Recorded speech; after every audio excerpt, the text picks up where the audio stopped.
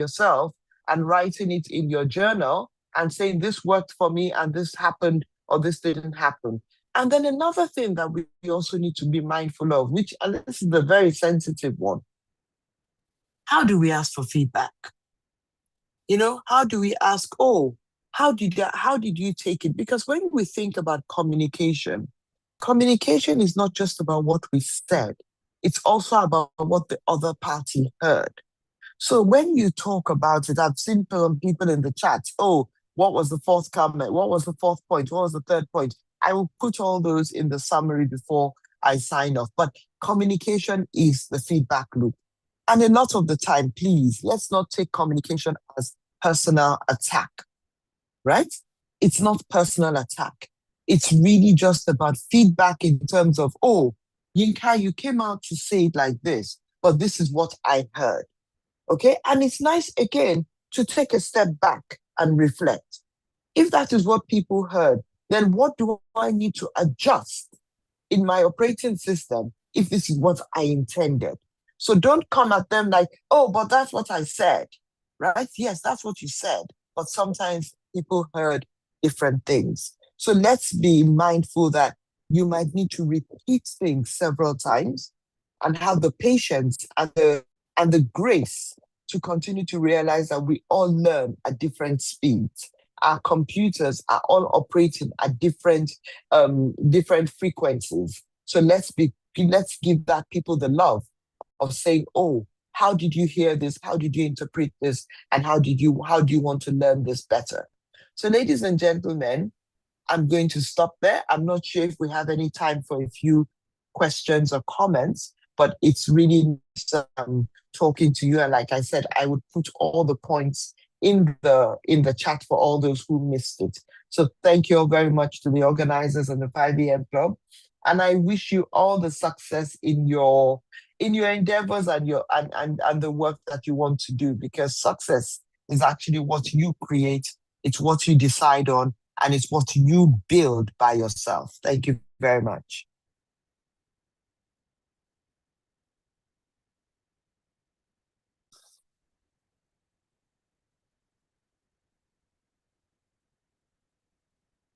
Thank you so much, Professor David West, for that beautiful, beautiful session.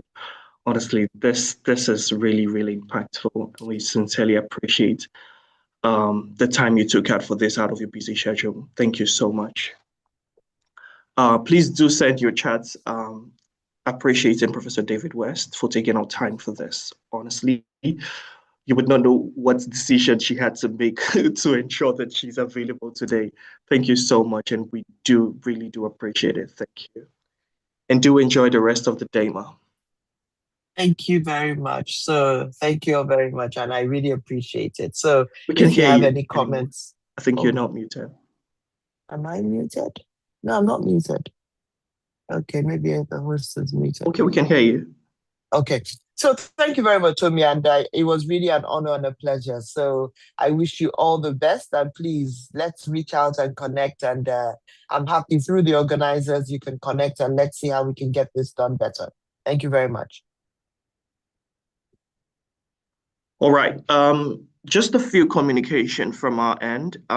We realized that our Zoom capacity has maxed out already. We were looking to admit over 300 people here, and I've gotten a ton of calls in the last minutes. Unfortunately, we only just realized that the Zoom capacity we have is 100. So we're currently streaming on YouTube. We had to then make the provision to stream on YouTube. So if you know anyone that has been saying that they can't access it, we would share the link to join on YouTube here on the chat, and also send via email to everyone while we await the next speaker. All right. So the next speaker we would have is Razak Ahmed, who is the CEO of Cowrywise.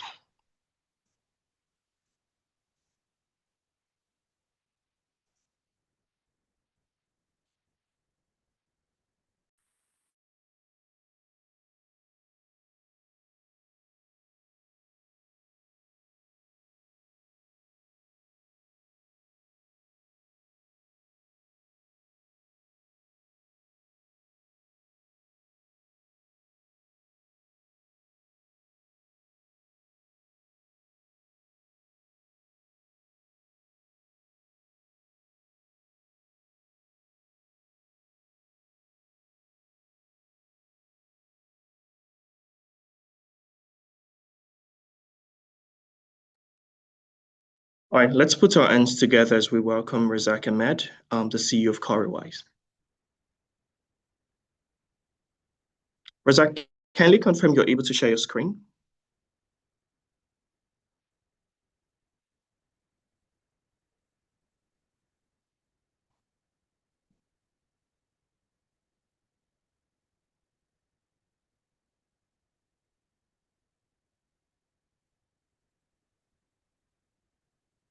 Razak, can you hear me? Yeah, hello. Can you hear me now? Yeah.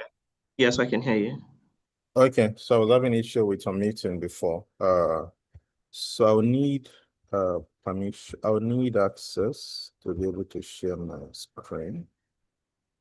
One second. We have just granted you access to share screen. Okay. Be able to see my screen now, I guess. Yes, we can see a screen. Okay.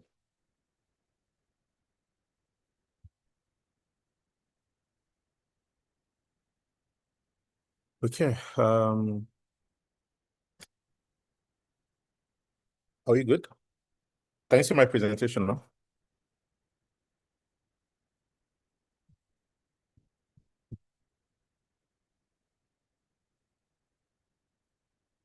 Hi, Tom. Can you hear me? Yes, we can see your presentation and we can see a screen and we can hear you. Oh, okay. Okay, Thank you. fantastic. Yeah, good morning, everyone. And it's my pleasure to be here. I was listening to Professor Olayinka West presentation, and I must say I picked a couple of things as well. And one of those things that struck me was in our definition of what habits are as the compound interest of character. And the whole idea of building a system around ourselves in order to build a success story for ourselves and impact that we make globally, I think resonates really, really well with me. And I'll be drawing on that in my presentation as well, just as a continuation of that system building as it relates to finance, personal finance, and wealth building generally. Because when it comes to system and habit formation, it goes beyond just how we form habit around our personal lives. It touches on different verticals of our lives, our family, finance, career, politics, the roles we play in our societies, in churches, in mosques. So all of these things have habit formation as their foundation. So let me start by way of introduction. I have a short bio. I'm not a prof yet. So I'm just the co-founder and CEO of Cowrywise and president of CFA Society in Nigeria. Yeah, I think overall, my life has always been within the investment management profession. I started my career as an investment analyst within the investment management space, and I've been there since then. So I hope to retire within investment management someday, but at least for now. The clarity is around how do we make investment products relatively accessible and affordable for the mass markets. And I'm quite excited to be speaking on this topic because we have a lot of content out there around how personal finance should be lived, around how personal finance should be experienced. But there are a couple of things that I have a strong philosophies on in terms of what personal finance should be, the framework of personal finance beyond the cliches, the next speaker right? is also sharing himself. Are we good?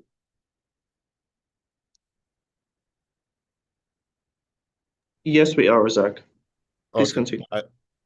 Okay. So around the framework that has been time tested when it comes to wealth building, when it comes to savings, when it comes to investment and personal finance generally.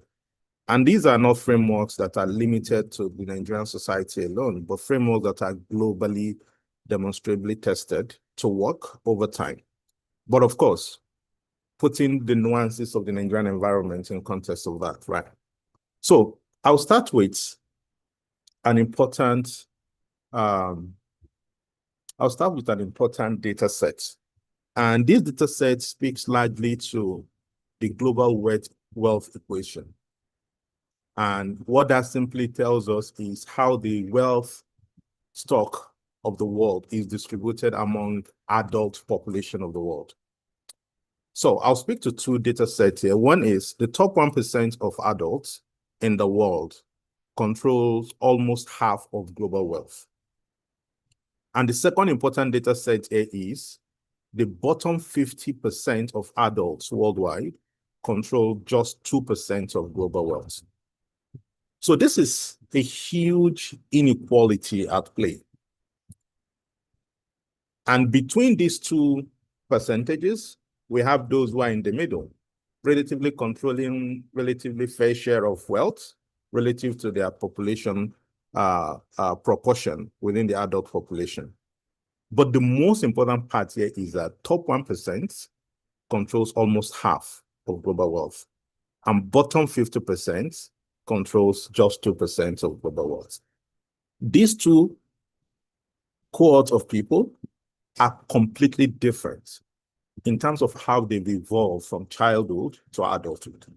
And they are also completely different in terms of their habits, in terms of their characters, in terms of what they do on a daily basis, and in terms of how they compound their leverage over time. The primary difference or the primary factor responsible for this difference is compounding of effort and the outcomes that come from the compounding of effort over time. So the difference might just be 1% difference in year 1, but in year 10, because of the nature of habit that different population sets exhibits and emulate or engage in, that difference can magnify over time. And which is what I was saying earlier with respect to what Professor mentioned around what habits are, that they are the compound interest of character. So you can start with the same person as a child. You might actually go to the same universities. You might go to the same primary school, the same secondary school. But 20 years down the line, you will be completely different in terms of personalities, in terms of professional advancement and career development. In terms of person, you will be materially different. So the question is, what happens between the time you were both in primary and secondary school and uni and 20 years after? The difference is that you are engaging in some habit formation that have resulted in compounded outcome for you, while the other person is also involved in some habit formation that unfortunately have not been able to yield that compounded outcome for that person. So the difference can be quite material. And most of us can relate to this. I believe a good number of us here are adults, if not everybody. And you might have noticed some things about those you grew up with, those you went to primary schools with. Some will be way above you, definitely, while others will be way below you. But they all started at the same time. So what will be responsible for that difference in outcome between you and them? And the strategies that are responsible, or the factors that are responsible for this difference, is what we'll be talking about. And we'll be talking about those frameworks. So beyond just focusing on 2026, which is a good starting point, I think this presentation should be seen from a long-term perspective, that you cannot build wealth by focusing on just 1 year activity. Wealth building, habit formation takes time. It has to be seen from a long-term perspective. So that is the angle I want us to look at this presentation. So beyond 2026, what are the things you need to focus on in the next 5-10 years in order to make a material difference in how you build wealth, in how you save, in how you invest, right? So global wealth equation, we've settled that. Let's now go to the next item, which I call the blueprint. And this blueprint is the time-tested framework for building wealth. As I mentioned, whether you're living in Nigeria and Africa, or you're living in the West, in the US, anywhere in the world, there is a universal theme around what it takes to build wealth. We have equal amount of some natural resources like time. What you do with that time really matters. Now, let's start with this. This is a box.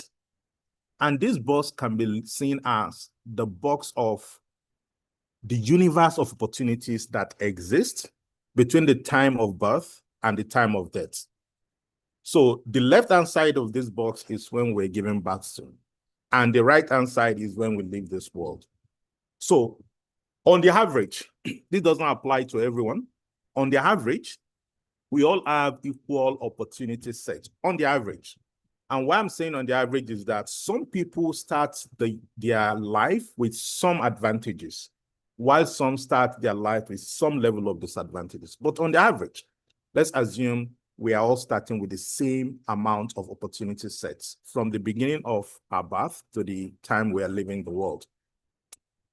What this simply means is that by the time we are starting out our life, we are actually very deficient in financial capital because we do not have a lot of money at that time. What we usually have while we're young, what an average human being will have while he is young is potential. And that potential is built around human capital. And a key driver of human capital potential is age. If you're young, you have huge potential ahead of you, which means the opportunity set is material. You might not have the capital, but you might not have the financial capital, but you have the human capital. And the way to look at this is this. The kind of skill sets that the world needs today are different from the skill set the world needed 20, 30 years ago. And the skill set that the world will need 20 years from now will be materially different from the skill set the world needs today. So those who are advantaged in cultivating the skill set that the world needs in 20 years from now are those who have age on their side. So the older you become, the less the opportunity set for you in terms of human capital, right? So which is why age is an important factor when it comes to human capital stock. So if you're young, you have that huge human capital. You might not have financial capital, and that is fine. But what are the factors that can help you build an improved human capital stock? And what are the factors that can help you build an improved financial capital stock? So before we go to that, there is a substitution happening as you get older between the human capital you have and the financial capital you have. And your job as a human being is to ensure that as you grow older, you are depleting your human capital stock. You must be able to replace that human capital stock with financial capital. And that is the whole essence of work. When you work, you get paid. Why you get paid, you are meant to build the financial capital from what you are being paid, why you deplete your human capital stock. So that substitution must happen.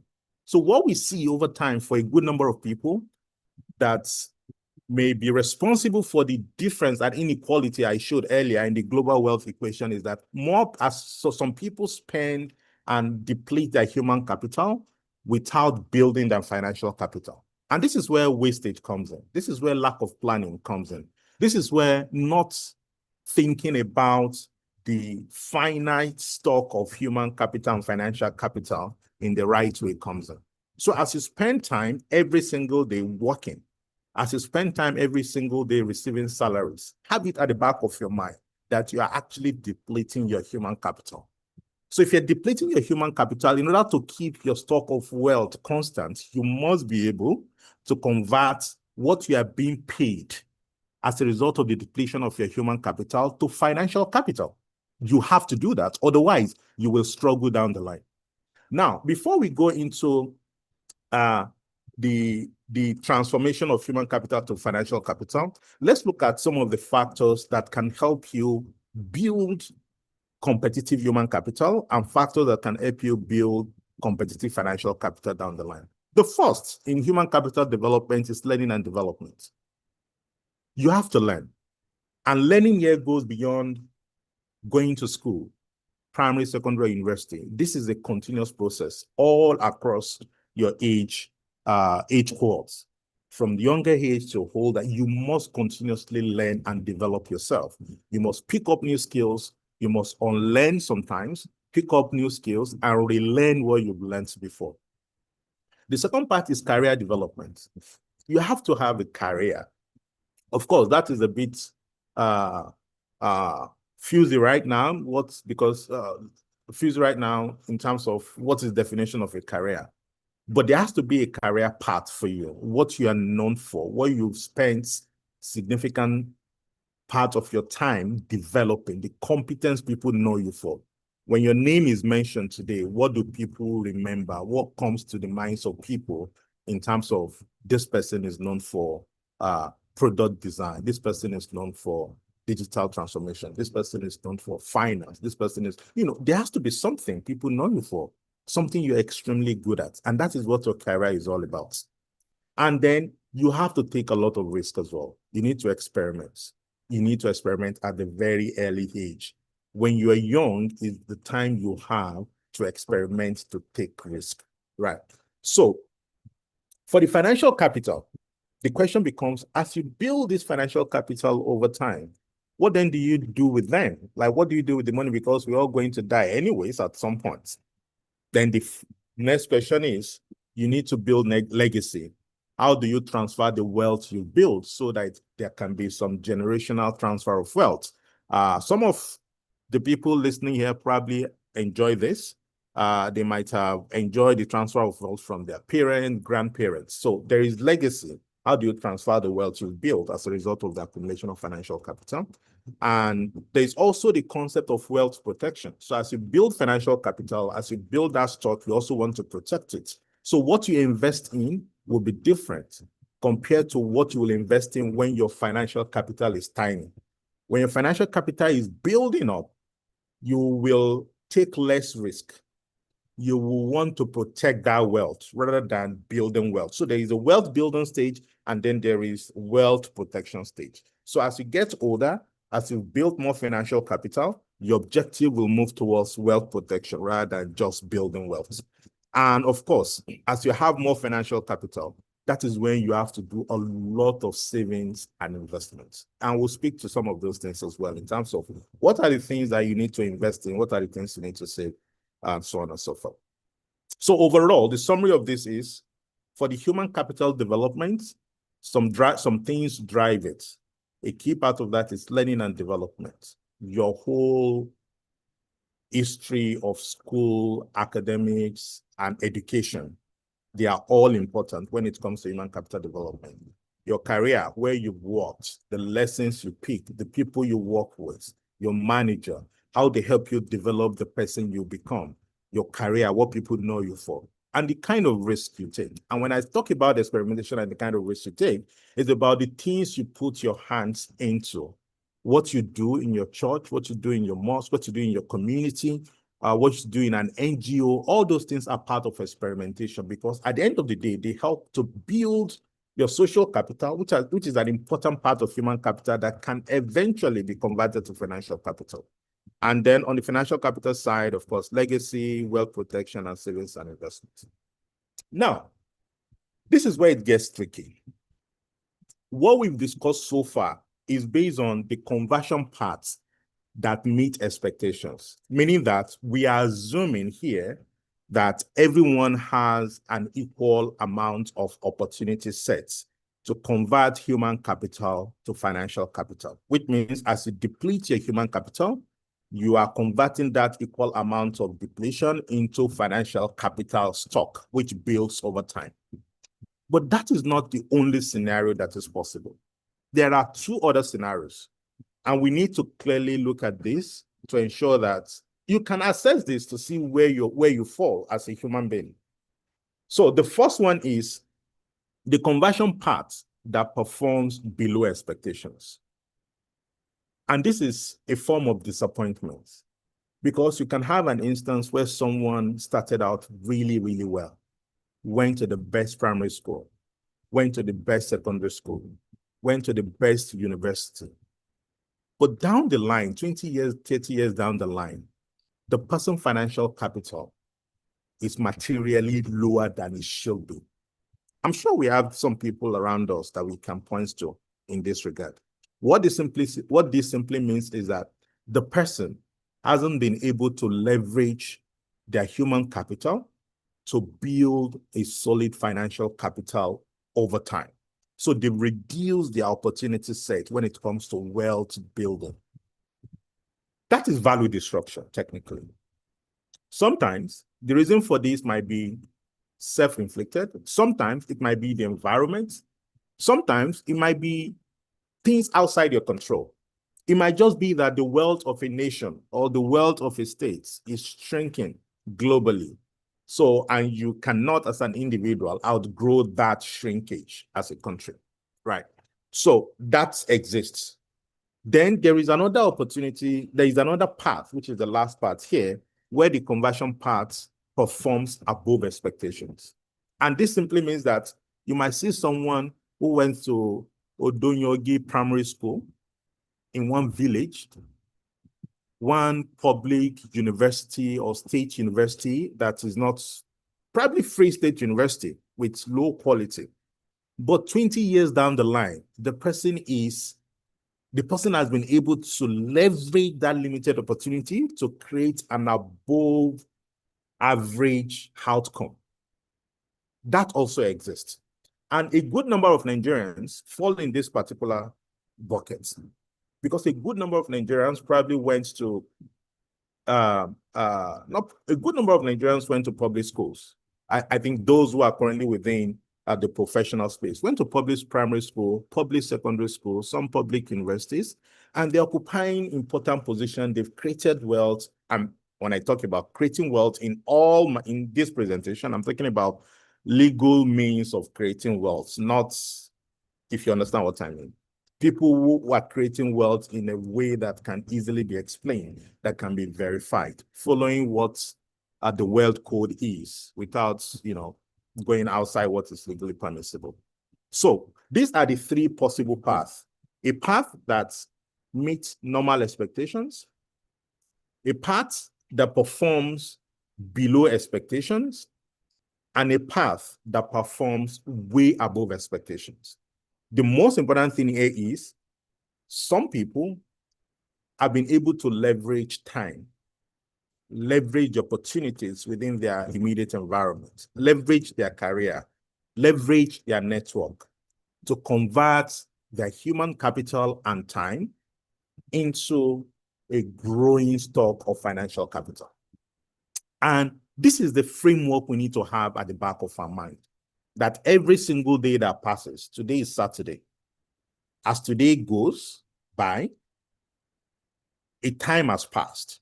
And you need to continuously ask yourself if you're doing enough on a daily basis to convert your human capital stock into financial capital.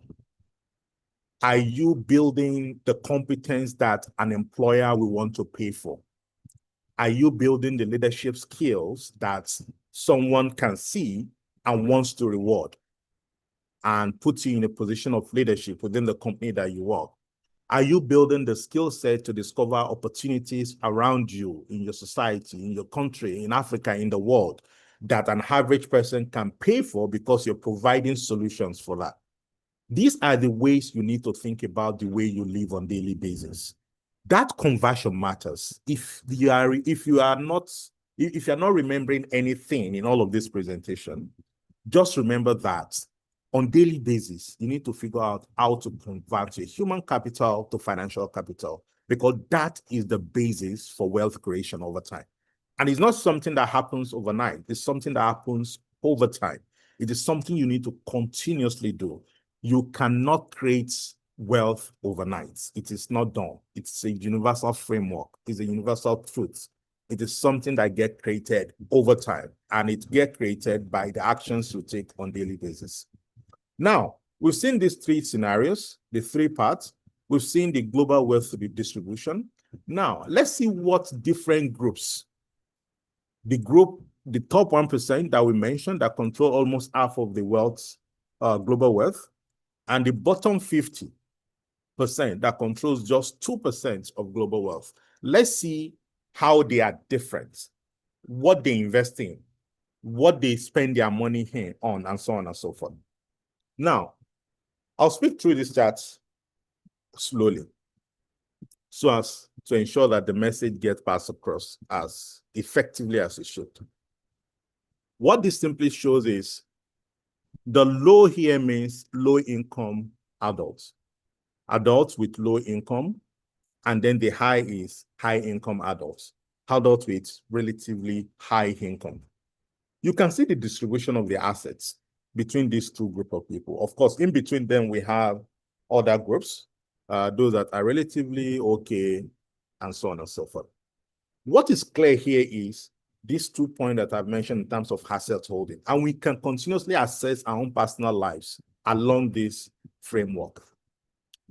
For the high income earners, those who have built wealth over time, significant proportion of their wealth is primarily in business interests and ownership.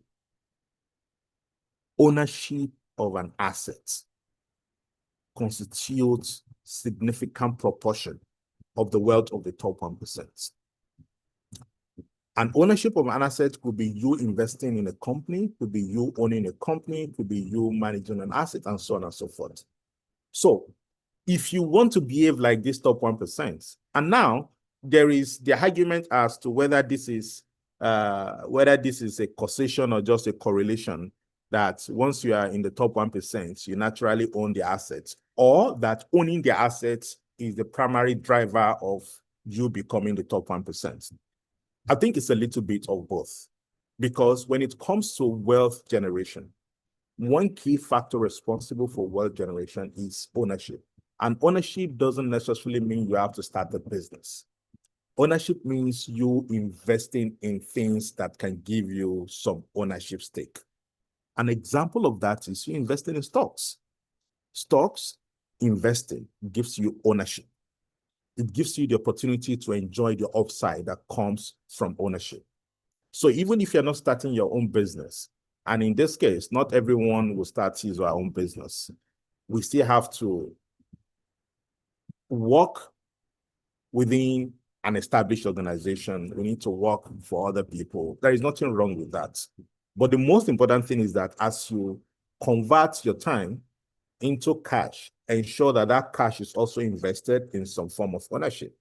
And access to public securities is an important engine when it comes to wealth creation. So if you haven't started as a young person, it's very essential that you start. Your salary, a good part of that should be dedicated to investing in stocks. Of course, it will come with you learning a lot. It will come with you getting your fingers burnt. But it's the part of the experimentation that you must partake in as early as possible. So stock investing is an important ownership strategy that we should all take part in. And imagine what it means investing consistently in stocks for 20 years. Every single month, you invest X amount in stock ownership. In 20 years, that is when you see the magic of what compound return is. It can be very difficult to explain. It's beyond the imagination. Compounding is not additive. It's exponential in nature. So it's very difficult for a human brain to process it, especially when you give it time to materialize. Then let's go to the extreme end of the other extreme of asset holding, which is for low-income population. What we notice is that for low-income population, the majority of their holdings, majority of their assets are controlled by vehicles, primary residence, probably have their home. They have retirement accounts. In Nigeria, we have the pension accounts where individuals who work get paid for. And those are the factors that drive significant portion of their assets. Now, I'm not saying you shouldn't buy a car. I'm not saying you shouldn't build your house. But what this simply means is that based on the data collected globally, the low-income population usually have significant portion of their wealth tied in primary residence, tied in vehicles. But for the wealthy, significant portion of their wealth is tied in business ownership. Now, you can interpret data differently.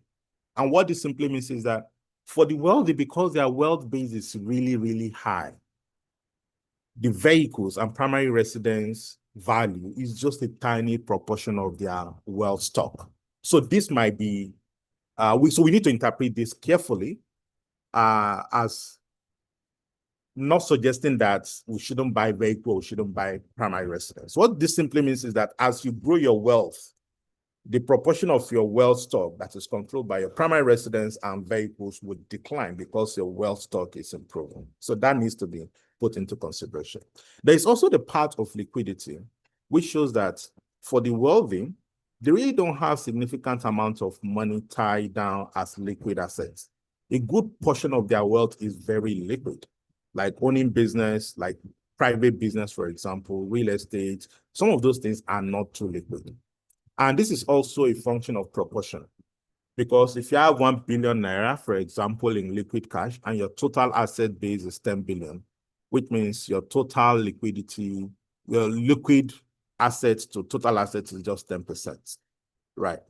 But for the low-income guy, probably has 1 million naira in liquid assets, and the total asset base is 5 million. So that's 20%, right? But 20%, even though it's a higher proportion, is just 1 million versus 1 billion, which is 10% for the wealthy. So there is a proportion here that we also need to consider. But as a snapshot for the wealthy, they invest in they invest in businesses, they invest in a liquid asset. While for the low income population or low income adults, a greater proportion of their wealth is tied in primary residence and vehicles. Now, let's look at the key summary of this. The key takeaway here is that the top 1% tend to hold large shares of public equities and private business ownership, which drive much of their wealth over time. And if you want to flip the picture, you want to flip it, you also need to learn how to invest in ownership stake. And investing in stocks is one of that. You can invest in Nigerian stocks, you can invest in global stocks, but just ensure there is some form of ownership that you're investing in. And when you do that, have a long-term view. It's not something you can get the best value out of in 1 year. It's something you need to have a long-term view about, 10 years, 20 years. And that is where the real magic is. Long-term perspective is where the real magic is. Real estate, while significant, appears smaller as a percentage for the ultra wealthy compared to the broader population. And this is what I've explained earlier. And this can also be a function of their overall asset base. But real estate is materially small versus others. Then the last part here is we need to be able to embrace illiquidity. Illiquidity, as Nigerians will say, police is your friend. Illiquidity can be your friend. And what that means is you're already injecting long-term perspective into it because you are not willing to say, I'm investing today, getting my money out tomorrow. There should be a portion of your investment that is primarily tied to long-term perspectives. And that is where you can get compound return in terms of the value that can be generated for you. So thank you so much for having me. I think this is the end of my slide. I'm more than happy to respond to questions as needed.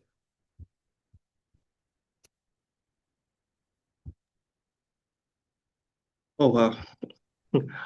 Razak, thank you. Thank you so much. I don't know, we may not be able to take questions immediately. We would send a Slido link to everyone to gather questions, and then we'd share with you afterwards. Is that fine? Yeah, that's fine. All right. Thank you so much for your time, and thank you for this insightful session, really. I've had feedback, and people are saying they need to listen to this over and over again to get it to sink in. Thank you so much for this investment of time. I'm aware you need to join a board meeting immediately. Yeah. So thank you so much for your time, and do enjoy the rest of the day, Razak. Yeah, thank you so much. And well done for putting this together. This is fantastic. Thank you so much. Appreciate that. Thank you. Okay, bye. Bye. All right.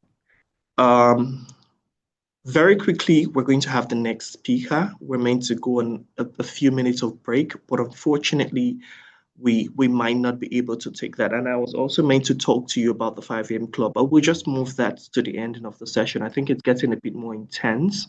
So we want to get more focused on delivering the value for the session before we then tell you how exactly you can become a member of the 5 a.m. club. So we'll have the next speaker come up, Gabriel Balogun, who is a people and performance leader, and is currently the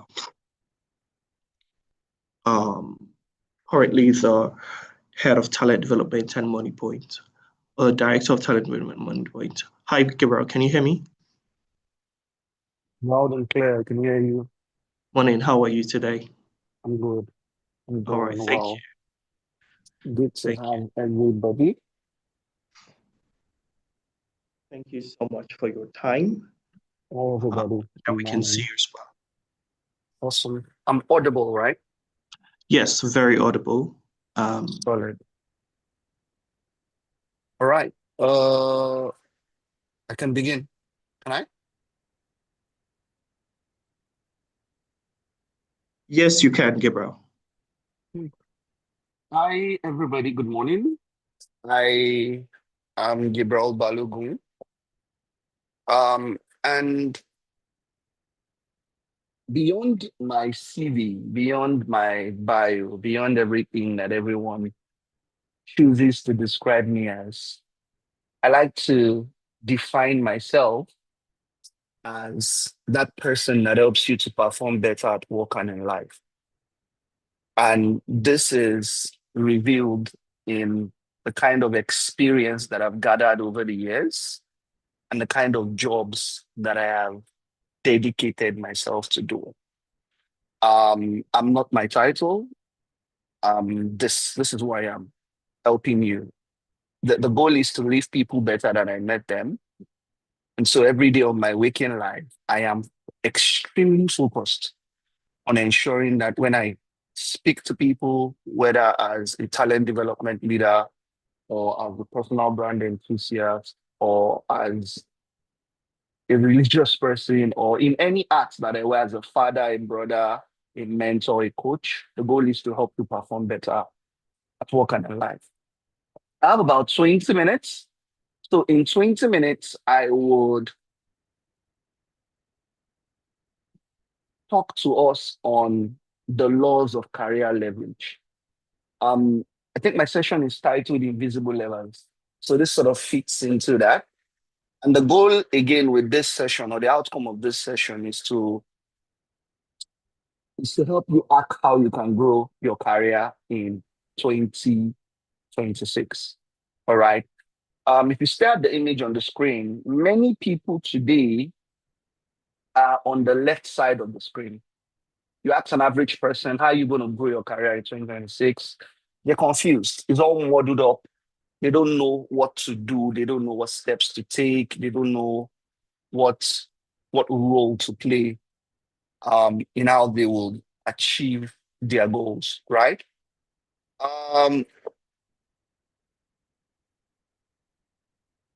But my assignment today is to move you from the left side to the right side. So it doesn't matter if you're on the left side today. At the end of this session, every thought in your head as regards how to scale and grow your career will be as straight as straight, be as simple as that straight line. I'm going to teach you laws, long-standing practical laws that if you use them very well, they would help you grow. They would help you grow your career. Your career will become more predictable. All right. And so let's begin. So the first law I want to talk about today is this law of the right skills are greater than the right jobs. You know, especially if you're fresh out of your career, or if you've been in the corporate space or in any kind of job or work for the last few years, we tend to think that when we get a better job, when we get a bigger salary, when we get a this, when we get a that, it's going to help our career grow. But I give it to you today that the job is not important. The skill is more important. So if you're going to grow your career in 2026, the very first thing you want to do is to figure out which skills am I very strong at? Which skills am I very good at?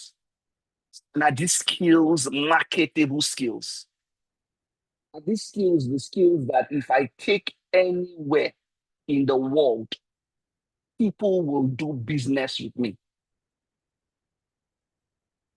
All right. I always like to say that a strong skill will create opportunities even when the job market is slow. Look at the landscape in the last 16, let's say in the last 12 months. We now have job roles called AI prompt engineers. They never existed in 2020. They never existed in 2021. They never existed in 2024 or even 2025. But because people have become so skilled at prompting AI, it is now a job role. So you should not spend your time figuring out the best job or the right job. You should be developing the best and the right skill. Udemy, Coursera, and a whole lot of other brands do this survey every year. They do a list of the top 20 or top 50 or top 100 skills that the world needs. I think you want to spend time with those documents and figure out which of these skills would I dedicate the next 18 months to learning, right? And then if you do that consistently, what you term the perfect job will come, because the right skills are greater than the right jobs. That is law one. The second law is this: doing is greater than knowing. I meet many people today. They can recite all the frameworks, all the philosophies, all the identities, all the ideologies, but they struggle doing the work. You do not learn how to work by reading how to work. You do not learn Yoruba or Igbo by just watching. You learn by doing. As an adult, you learn by doing, even as a child. That's why children that playfully learn assimilate learning faster and better than the children that do not playfully learn. It's the reason why they sang us nursery rhymes. They sang us the states and capital. We made music out of 5 times 1, 5, 5 times 2, 10. Many of us remember those things today because it was actions, not just memorization. So if you're going to grow your career, you need to be known as the person that gets stuff done. It doesn't matter if you are fresh out of school or if you are 10 years in the market. I should be able to look at you and vouch for you and say, this guy may not know this thing, but I guarantee you, give him 3 months on the job. He will learn it and become better. That is the kind of person that gets promoted. That's the kind of person that scales their career. It is so important that you understand that doing is greater than knowing. There are many people today doing stuff that they cannot teach. They can learn how to teach it later, but they can do it. There are engineers today that can't teach you coding, but they can get it done. It's better to be the person that can get it done than the person that just know it. But it's best if you are both. All right. So a portfolio beats a certificate. Results beats theory. Always remember that. So as you plan your career for the year, remember that a collection of job work, sometimes I go into interviews and they ask me, tell me about yourself. and I just maybe say one or two lines, and I ask them, do you mind if I show you some of the stuff I've done? And I just open stuff. Oh, I built this, I built that. It literally changes what the conversation would be about. Because then I become the one interviewing them. Because I've shown you my capacities. Now a question of, can you afford me? Do you have the necessary environment to ensure that I thrive? You want to get promoted at work? You don't get promoted at work by telling your line manager, I've been here for 10 years. Please increase my salary. No. You take him into a conversation and say, sir, in the last 6 months, my performance review score has been 4.4. These are the things that I've built in the last 6 months. I think that I am already operating at the level of the manager, not at the level of an associate. I have 2 people that I'm currently mentoring in the team, and their performance have grown from this to that. That's what we mean by doing is greater than knowing. And if you're in business, because you can being a businessman or entrepreneur is also a career. You don't sell to me by telling me what your product does. You sell to me by showing me what your product does. So doing is greater than knowing. All right. Another law that I want us to explore is the law of work on problems and not on tasks.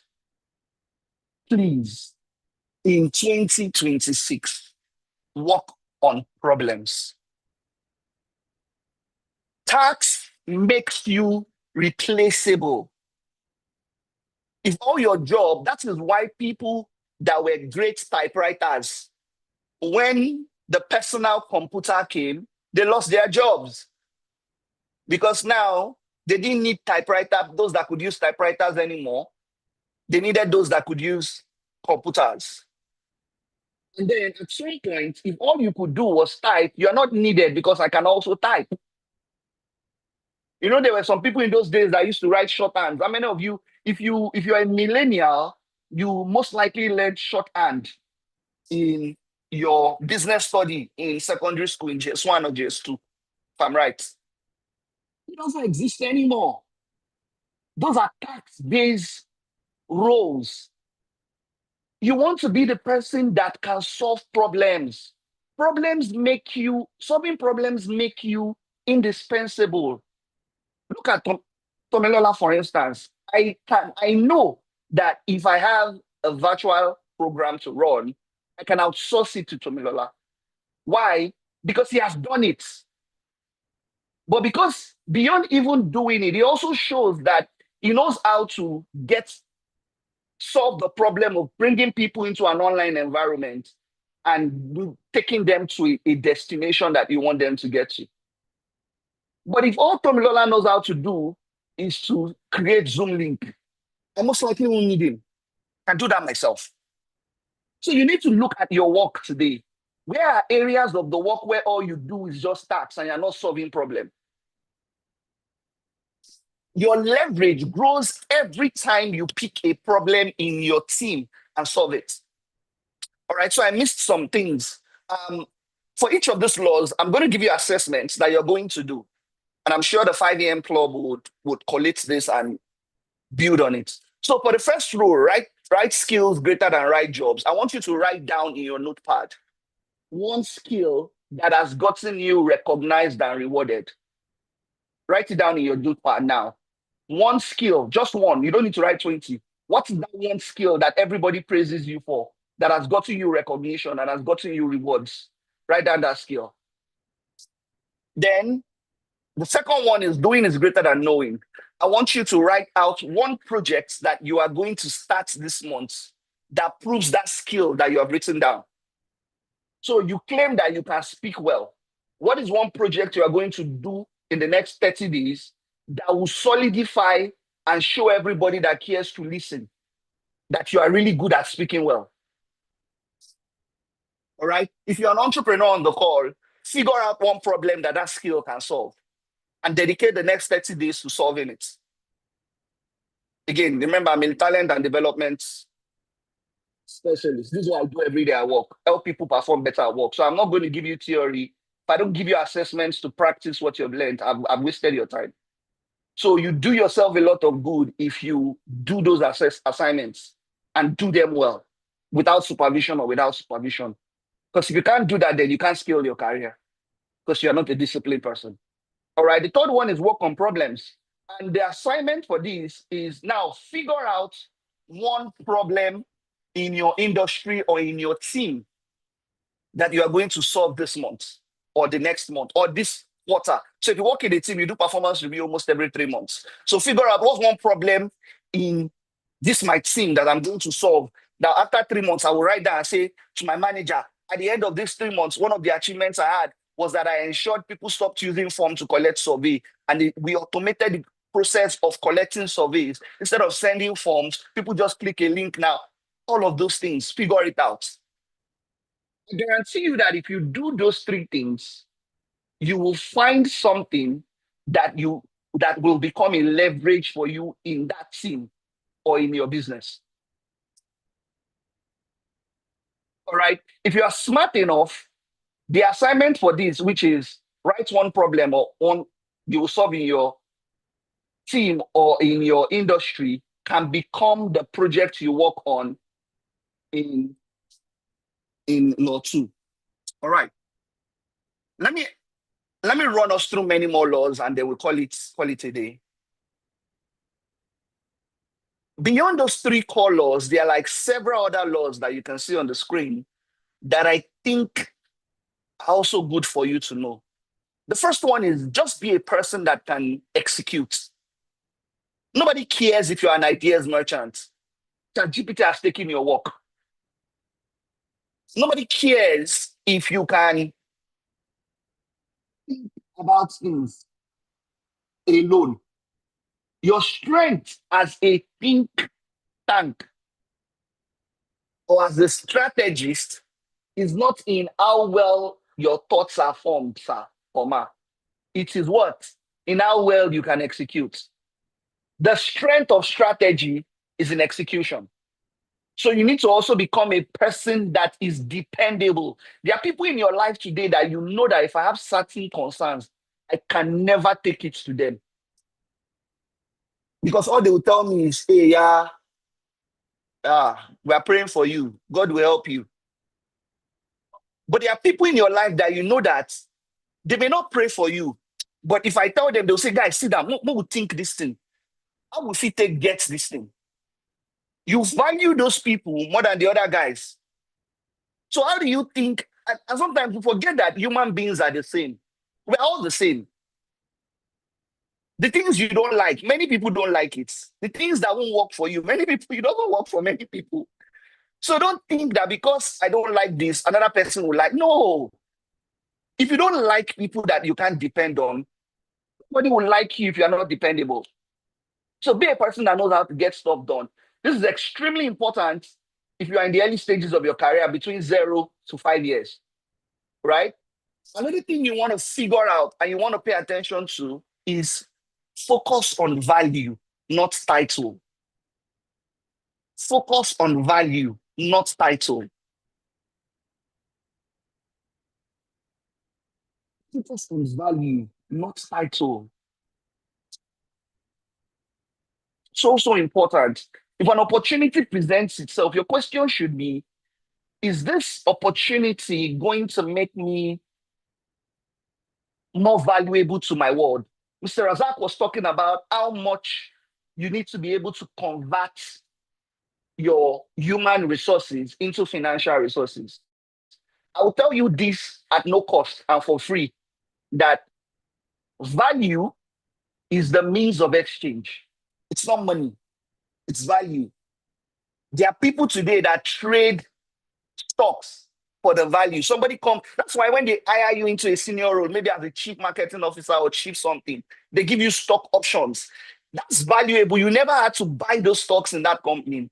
But because of how valuable you are, they're like, to tie this person down, let's give them 0.05% of the company also.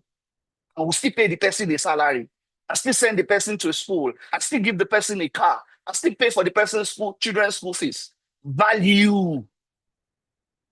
Chase value. And if you do those core 3 things well, you already begin to figure out what value you have and what you should spend the rest of your life sharing with the world. Character is important. Skills would get you or would open the door, but characters will ensure that those doors remain open. Consistency. Okay, I'll say it again. Consistency beats intensity. I'm sharing with you not just career rules now, but I'm sharing with you life rules. Because think about it, what's a career? A career is something somebody will spend 2/3 of their life doing. That is what a career is. Your career, your job is part of your career. The work you do is part of your career. So career is not your work. It's not your job. It is a pathway that you tour for almost 2/3 of your life. So you cannot be intensive. You have to be consistent. The guys that go to the gym will tell you, if you go to the gym on Monday and you lift 100 kg 20 times, and you don't go again till 3 months later, you will not build muscle. But if you go to the gym and you lift just 20 kg 5 times on Monday, on Wednesday 5 times again, on Friday 5 times again, if you do that for 3 months, you and the guy that lifted 100 kg 5 times in just 1 month, you have more muscles than that person. So it's never intensity. It is consistency. All right? Your network is built, not wished for. You build your network. Tommy has done a great job of bringing heavyweights to today's meeting. It's network.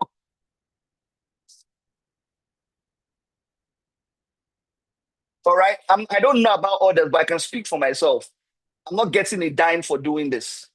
I might as well have said I'm not interested. But that's network. You build your network. You don't wish for it. And you build your network in 3 ways: upwards, at your level, and downwards. And I can tell you again for free. How many things have I told you for free today now? I told you things for free like 5 times. So I'm going to send my invoice to Tommy. So you can see the original price for those things I'm giving you for free. Build relationships with the people on your level. The friends of the president today are not people that you looked up to. They are people that went to school together. There are some of your mates today that are senior managers in the bank. Imagine you have sustained your relationship with them when you were in secondary school. They can open doors for you because they don't see you as their senior or their junior. They see you as their guy. There are celebrities today that you look up. Do you know that Messi has a best friend? And that best friend is not popular, but it's Messi's best friend. That guy can tell you, I have Messi's number. I can go to Messi's house today, or I can go to see Ronaldo's house today. But they are not popular. They are not all over the place. So as you chase your network, identify the people at your level today that you know the rate this person is going to be successful. No magic. All things being equal, if village people are not involved, this person is going to be successful. I am going to build my relationship with this person. So when we say build your network, that's what we are talking about. We're not asking you to chase me. We're asking you to chase those that are below you and those that are your level. So that when you guys grow together, they can take you with them. Finally, document your wins. Please always open doors. I said this again, a portfolio is greater than a certificate. I've been hiring for the last 6 years. People come on the call and they give me all the framework that they know. And I ask them just sometimes a very simple question. Some of the questions I ask is, if you were in my position today in this company, so imagine that you are the head of this department, how would you structure this department? It sounds Nobody know. They don't know. That's why I catch those that have crammed all the philosophy and all the frameworks, and they've been on LinkedIn, and they've memorized every information they can memorize about the role. They ask them, if you are to lead this team, how will you build your team? They don't know. Questions like, if you are to measure yourself, so I hire you today, what would you show me in 3 months that you were a great hire? Even without me giving you direction, based on your understanding of what this work is, what would you show me in 3 months? Funny answers. So if you've not done the work, don't go for the role. But if you've done the work, document your will. I like to tell this story a lot. There was a job I was entering, and I'd gone through all the levels. And lucky for me, I'd done everything. So I think that's why I scaled really fast. So I was meeting with the CEO. And the CEO asked me one question. Hi, Gabriel. How you doing? Oh, tell me about yourself. I told him about myself. Oh, nice, great. And then he says, he's the CEO, he's too busy. He doesn't have time. He just said, what have you done?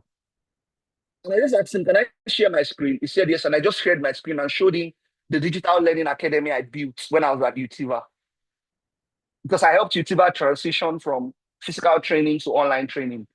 I didn't pay somebody to build the portal. I built, so the portals like what you used to learn at Udemy and Coursera, I built them for a living. I built them for Utiva, and I showed it to him that I built this. I built the frame, the infrastructure. I built the content. I built the team that manages the content. I built the lead. And I was like, okay, that's great. And I was like, and the moment he said that, it was easy for me to tell him, so tell me a bit about the company. And the interview changed because now I was the one interviewing him. So he had to sell the company to me. So he started selling the company to me. So I'm like, if the company is this great, why isn't this company on everybody's lips? And it's like, that's a bit on our part. We had to focus on building the product and getting customer appreciation first before we go focus on branding and all of those things. And I was like, I got the job effortlessly. And in 6 months, I was promoted to a very senior manager. Because the truth is, people would listen to you if you have proof.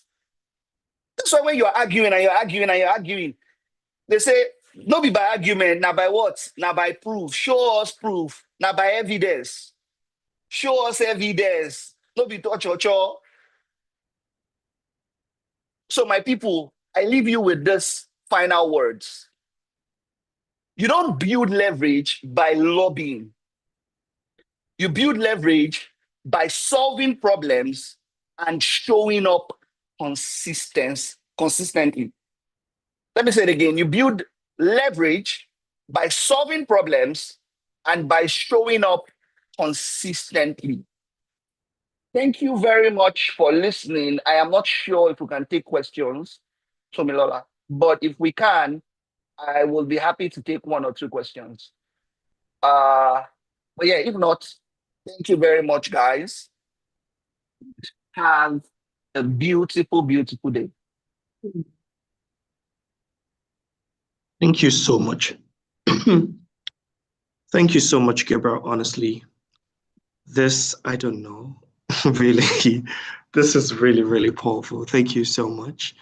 And yeah, I definitely can pay you for this session. I can't even try to, quite honestly. So yeah, it's probably me sharing the invoice to every single person on the call, and we'll all pay together. Well, thank you so much for making our time for this. I know you have another engagement immediately as well. So Yes. please do enjoy the rest of the time. We're unable to take questions right now, but we would share a link with all of the attendees and they can put in their questions. All right. Thank you very much. Have a great day, guys. Bye-bye. Beautiful. Thank you. Okay. So hi, everyone. In a couple of minutes, I probably lost my voice already. I don't know how that happened. Oh, yeah. So we're going to invite the next speaker immediately. This is probably one of the persons I've known the longest out of all of the speakers we have today.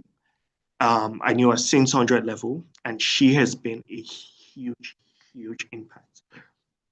She's played a huge role in my own personal development, and it's indeed an honor to have her here today. There's one thing I'm going to say is that usually would have Precious as the host for the session. She would usually drive us through from all of the engagement and all of that. And she initially got an invite to be the host for today's session, but looking at the work she had done, I had to recall the invite and say, okay, please, I don't think I want you as the host anymore. I want you to come deliver real insight to these people. And she will be speaking to us on healthy mind, deep faith, and productive habits. So let's really listen to this session, quite honestly. And if anything, I think we're going to need it very seriously this period. Because if anything, I've realized that I become less of a performer when I don't pay attention to my mental health and also to my faith. So when those two things crumble, literally other part of my life also gets messed up. My relationship with people is affected. And that's why I thought this session would be really important for us. So very shortly we'd have Precious. Our profile would be read and then she would come up immediately. So do get your notes ready. Get ready to have an exciting ride.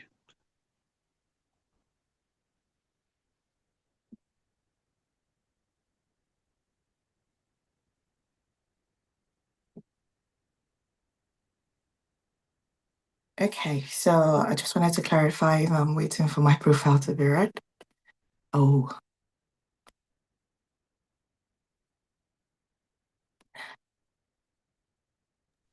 Hi, Precious. Are we good? I just wanted to clarify if we're waiting for the profile to be read.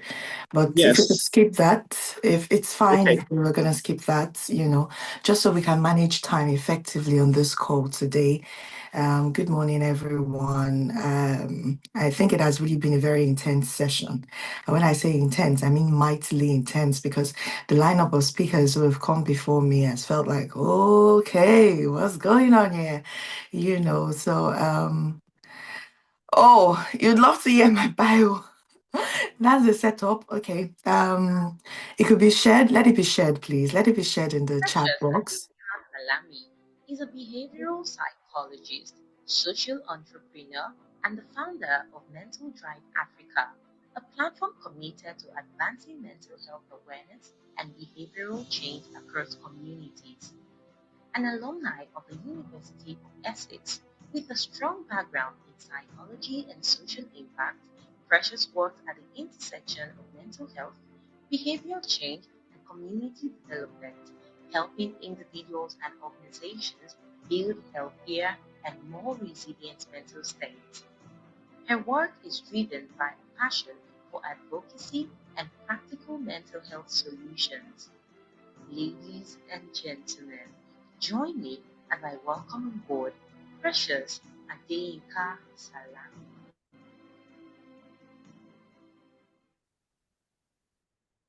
Okay, thank you very much for the warm welcome. Truly Precious appreciate it. Adeyinka Salami. Okay, we know we've met Precious now. We've met Precious now. Thank you very much.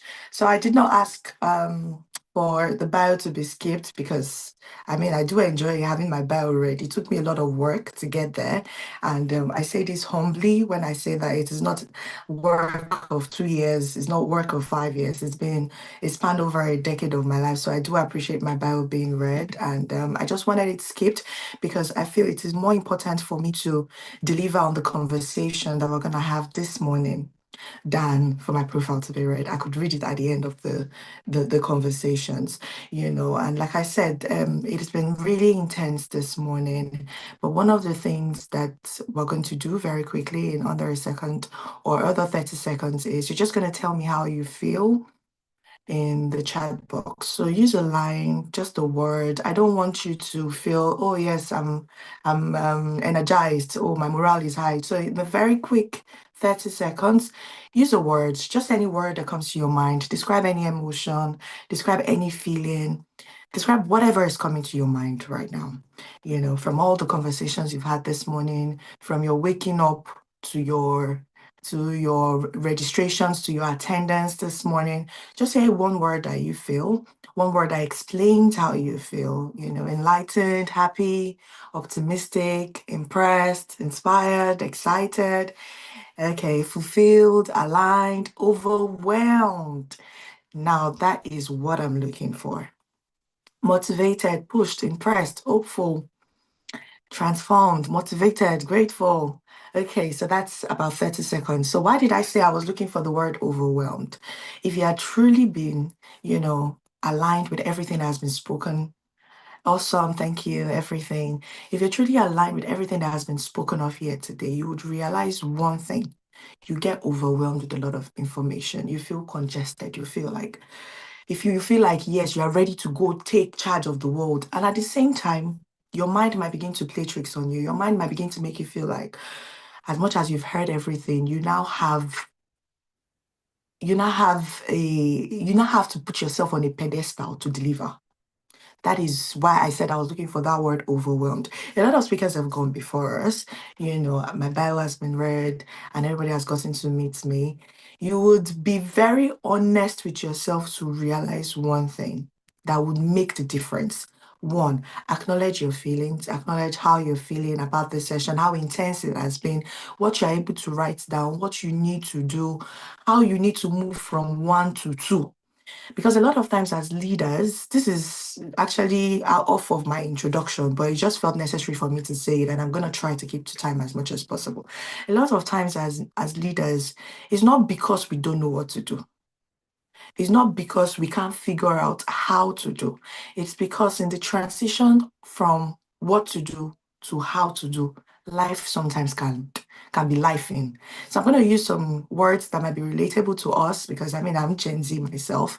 And that will bring me to my introduction of healthy mind, deep faith, godly habits, but most importantly, the new kind of leadership. See, the new kind of leadership is a very transformative one.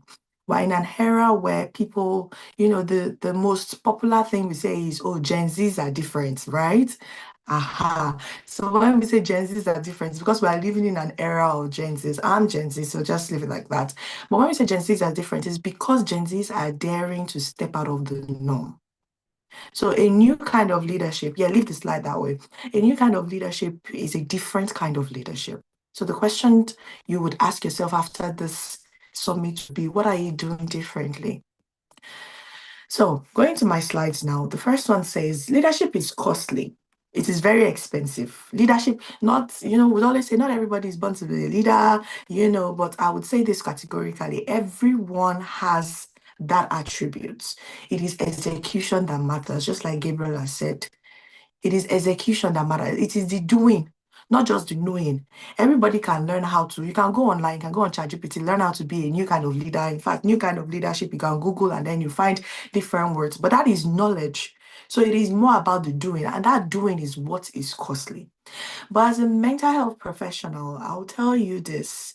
When we say leadership is costly, it means it will cost you your peace of mind, it will cost you your friendships, it cost you relationships, cost you growth, cost you finances, and you just realize that, okay, there's burnout at the end of it. Now, when leadership is costly, we realize that in this new era of leadership, there is a pressure. When I say pressure, very intense one, from family and friends, from social media, there's the pressure to want to succeed early. Especially Forbes, there was a time that my dream was, oh, I want to be on Forbes 30 over 30.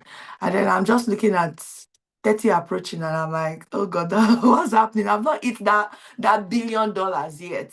My net worth is not there yet. There is already a pressure. With this new kind of leadership comes pressure already. And one of the things that all the other speakers have established is how you can do things differently. So I'll be coming from the perspective of how you can balance this with your emotions without losing the core of yourself. Everybody, we all, a lot of times we've heard we have a body, we have a soul, we have a spirit, and then this 3 in 1 is what makes you, is what makes you being human, But what happens when pressure comes? Pressure to succeed early. What happens with the hustle culture? Silent burnout. What happens with the delicate need for balance, where faith, You have to balance faith. You have to balance the faith of, I believe so much in myself. I am a religious person. I'm a Christian by birth. But one of the things that has marked my life significantly is I did not just grow up in a Christian home. I learned to understand who Christ is for myself. Now, I'm saying this from one part of the religion. Other part of the religion too, it applies. Were you just born in that religious home, or you've come to understand the religion itself? So there's a delicate need for balance, especially in this new era, in this new age. When I say new age, the age of AI, technology, we are doing things differently from what our parents did. We can't afford to make the same mistakes they did. But at the same time, learning from the mistakes they have made, learning from the great things they have achieved, we have that pressure on us. We have that pressure to do better. It's just generation from generation to generation. Can you imagine? Okay, can someone tell me in the next 10, 20 years, would you think of what can be done differently from AI? At this current age, we feel like the peak of this age is AI and technology. But guess what? There are people coming in 500 years who will do something differently from what we have achieved. Even if they are building on what we've achieved, they will do something differently from it. And that's where you get to realize that there's a difference. So this new era of leadership, you have to get in that delicate balance of faith and the constant urgency for exhaustion. You can see that. So these are things that we're going to be unpacking in this session. Another one would be achievement without alignment. In my years as a therapist, in my years as a behavioral psychologist, one of the things I've realized is people understand that there are patterns that should be established, and they want to achieve these things. You have goals. I've seen somebody in the chat box that said, oh, being on the Forbes 30 over 30 list is one of your goals. Do you know what? It is very possible that you would make that $1 billion. And if you lose yourself in making that money and being on that Forbes list, you can spiral down from there downward. And I'm not talking about money anymore. So this is where I come into the balance, getting to talk about achievement without alignment. A lot of times we struggle between what we need to achieve, how we find ourselves in that achievement, and how everyone else can enjoy from that wealth of achievement. So achievement without alignment being the topic leads me to mental health not being optional. So I always tell this when I talk to people, I said mental health is not optional in the same sense where physical health is not optional. So when you have a headache, you stop, right?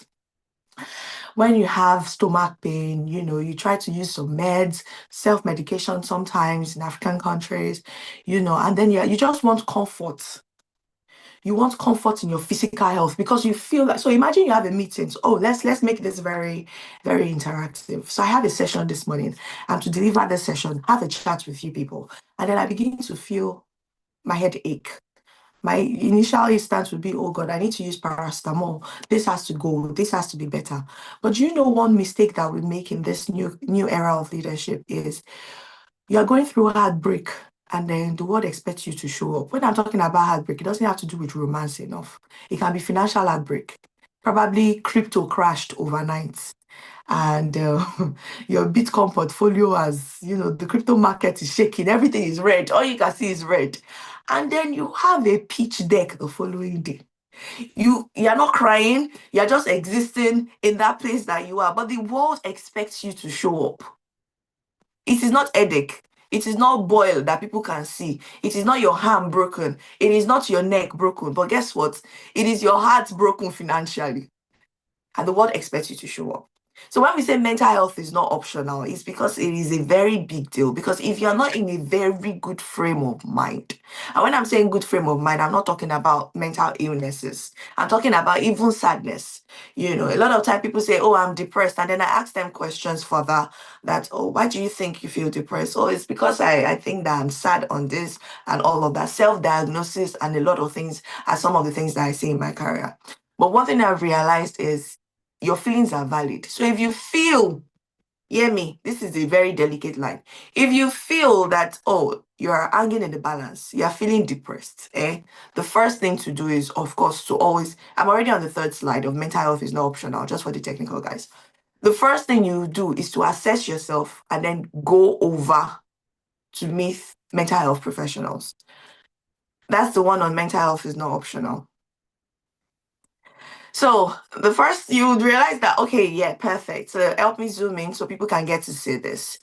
Mental health is not optional, and the first thing on my list is emotional awareness equals better decisions. You have to be first aware of your body, aware of how much you can take. A lot of times people are congested with information. I had to ask you, how do you feel with all of the sessions that have happened today? And just the first person that everybody was saying transformed, inspired, excited, and the first person that drew my attention was overwhelmed, because that is you telling yourself the truth. The first category, oh no, let me put it, the first outline of a very good leader is one who is honest with themselves. You're honest where your feelings are concerned. You're honest where your body is concerned. You're honest with yourself where your limit is concerned. I see a lot of people who mask up. You mask up because you are expected to be a leader. You are expected to be the best and nothing else. There's this song, good, better, best. I shall never rest until my good is better and my better best. That's pressure. That's pressure. Sometimes your good might be good enough to operate at a certain level. It doesn't mean you don't want to get better. It just means that at that point, it is important to your emotional health, your physical health, to not push your limits. Because in pushing your limits, you begin to make mistakes with relationships. You begin to make mistakes financially that will cost you financially. You begin to make mistakes that will cost you materially and all the lily you can ever think of. The pressure from past generations being passed on to these current generations is the reason that, like I said, you keep making mistakes. So somebody has asked question, what if I was not overwhelmed from the session? It's possible you're not overwhelmed from the session. It's possible you have a backlog of things that you're trying to think through. You're probably thinking of a school fees that is due. You're probably thinking of how you want to upskill on something you're doing. Probably as a startup founder, you're probably thinking of how you want to, get finances, get funding for projects this year. You probably are working and you're thinking of how probably somebody else was promoted. Let's even give real life scenarios. That is what you get with me. Let's talk real life scenarios. So if you can think of any scenario, put it in the chat box. We're going to get this as interactive as possible. So you're due for a promotion, and then yesterday was Friday and somebody else was promoted. You know you're due for it. You know that you're entitled to that promotion. How would that make you feel? You feel like you're not progressing well in life. You feel like life is coming to an end. You feel like, what exactly are you doing with your life? Guess what? You still showed up for the session today. But the first thing you should have done is, first of all, sit with your emotions. A lot of people find it hard to sit with our emotions because the generation before us did not take mental health serious. So we are coming into a generation, and let me say, clock it, Gen Zs, that take mental health serious. So it is very possible that you're not overwhelmed from this session, but it is also possible that this session has now contributed to that overwhelming feeling that you have. Because imagine you're coming from somewhere where you're already feeling inadequate. You're feeling like you want to move from this job. You're not sure you're going to upskill yet. And then you come into this session, you've had a lot of speakers, you've seen a lot of bios, they've read a lot of bios, and then you're beginning to feel lost. You're beginning to feel constipated. That brings me to a very interesting topic. A lot of us, it's not like we don't know what to do. It's not like we don't know how to do, like I mentioned. But you see, information constipation is a thing. And it messes with your head sometimes.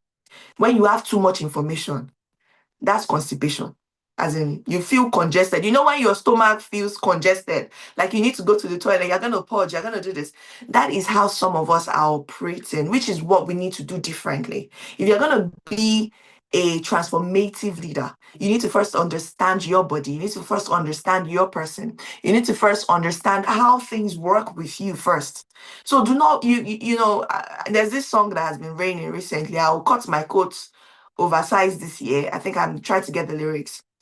And then what my hand cannot reach, I'll use stick or ladder to draw it. As much as those things are, very playful, we get to laugh about those things. Like, I'll bite more than I can chew. But you put yourself in a situation where you are not maximizing your efficiency because you are carrying on so much burden or so much weight that you do not need. So if there's anything you're going to take out of my session, it is a reminder that you need to shed some weight.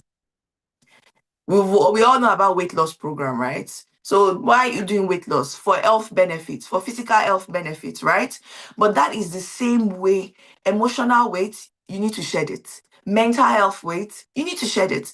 Awareness weight, shed it. Because when you are able to travel lighter, you're maximizing your efficiency. So imagine you're carrying on so much weight, so much burden. Your mind is not feeling healthy. I'm still going to tie this all up to the godly habits we're talking about. But your mind is not feeling healthy enough to go on a journey. So a journey that is supposed to take you 20 minutes, you realize that you're dragging on because you're carrying so much weight. You're carrying the weight of expectations. You're carrying the weight of responsibilities. You're carrying the weight of what ifs. You're carrying the weight of failure. You're not sitting to, first of all, acknowledge your strength, your mental capacity, your emotional, your financial, and every capacity you can think of. It comes with a lot of pressure. So mental health is not optional. Rest prevents collapse, and boundaries.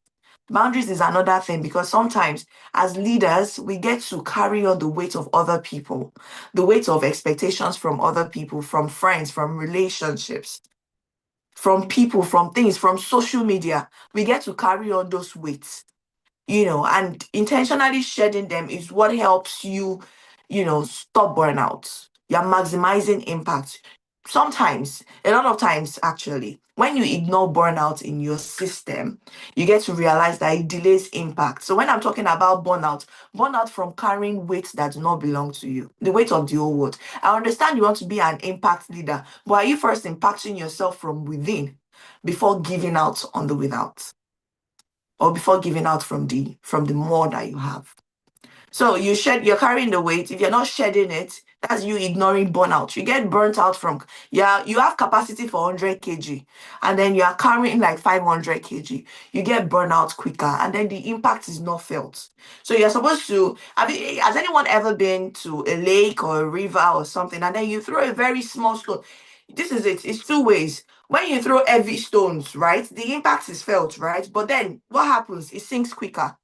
But when you throw a stone, a very light one, over the river, you see ripple effects. That's the very best analogy I can give. You see ripple effects because what? The stone is lighter, it goes. And then sometimes it just goes. And you just see ripple effects. But once you sink a rock, you decide you want to throw a rock into an ocean, the impact will be felt. But guess what? It sinks quicker. And that is one of the things you need to learn to avoid.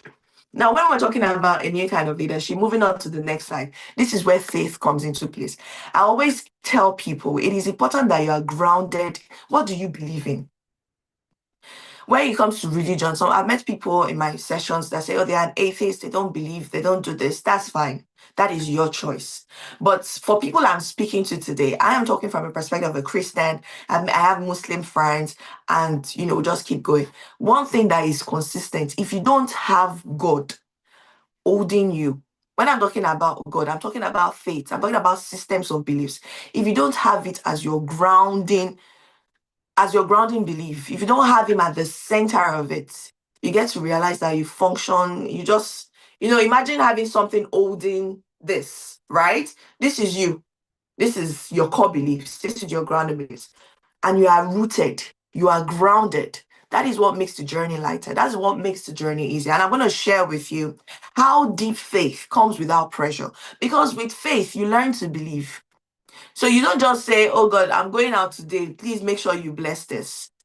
With faith, you get to realize that it is a relationship. It is not performance.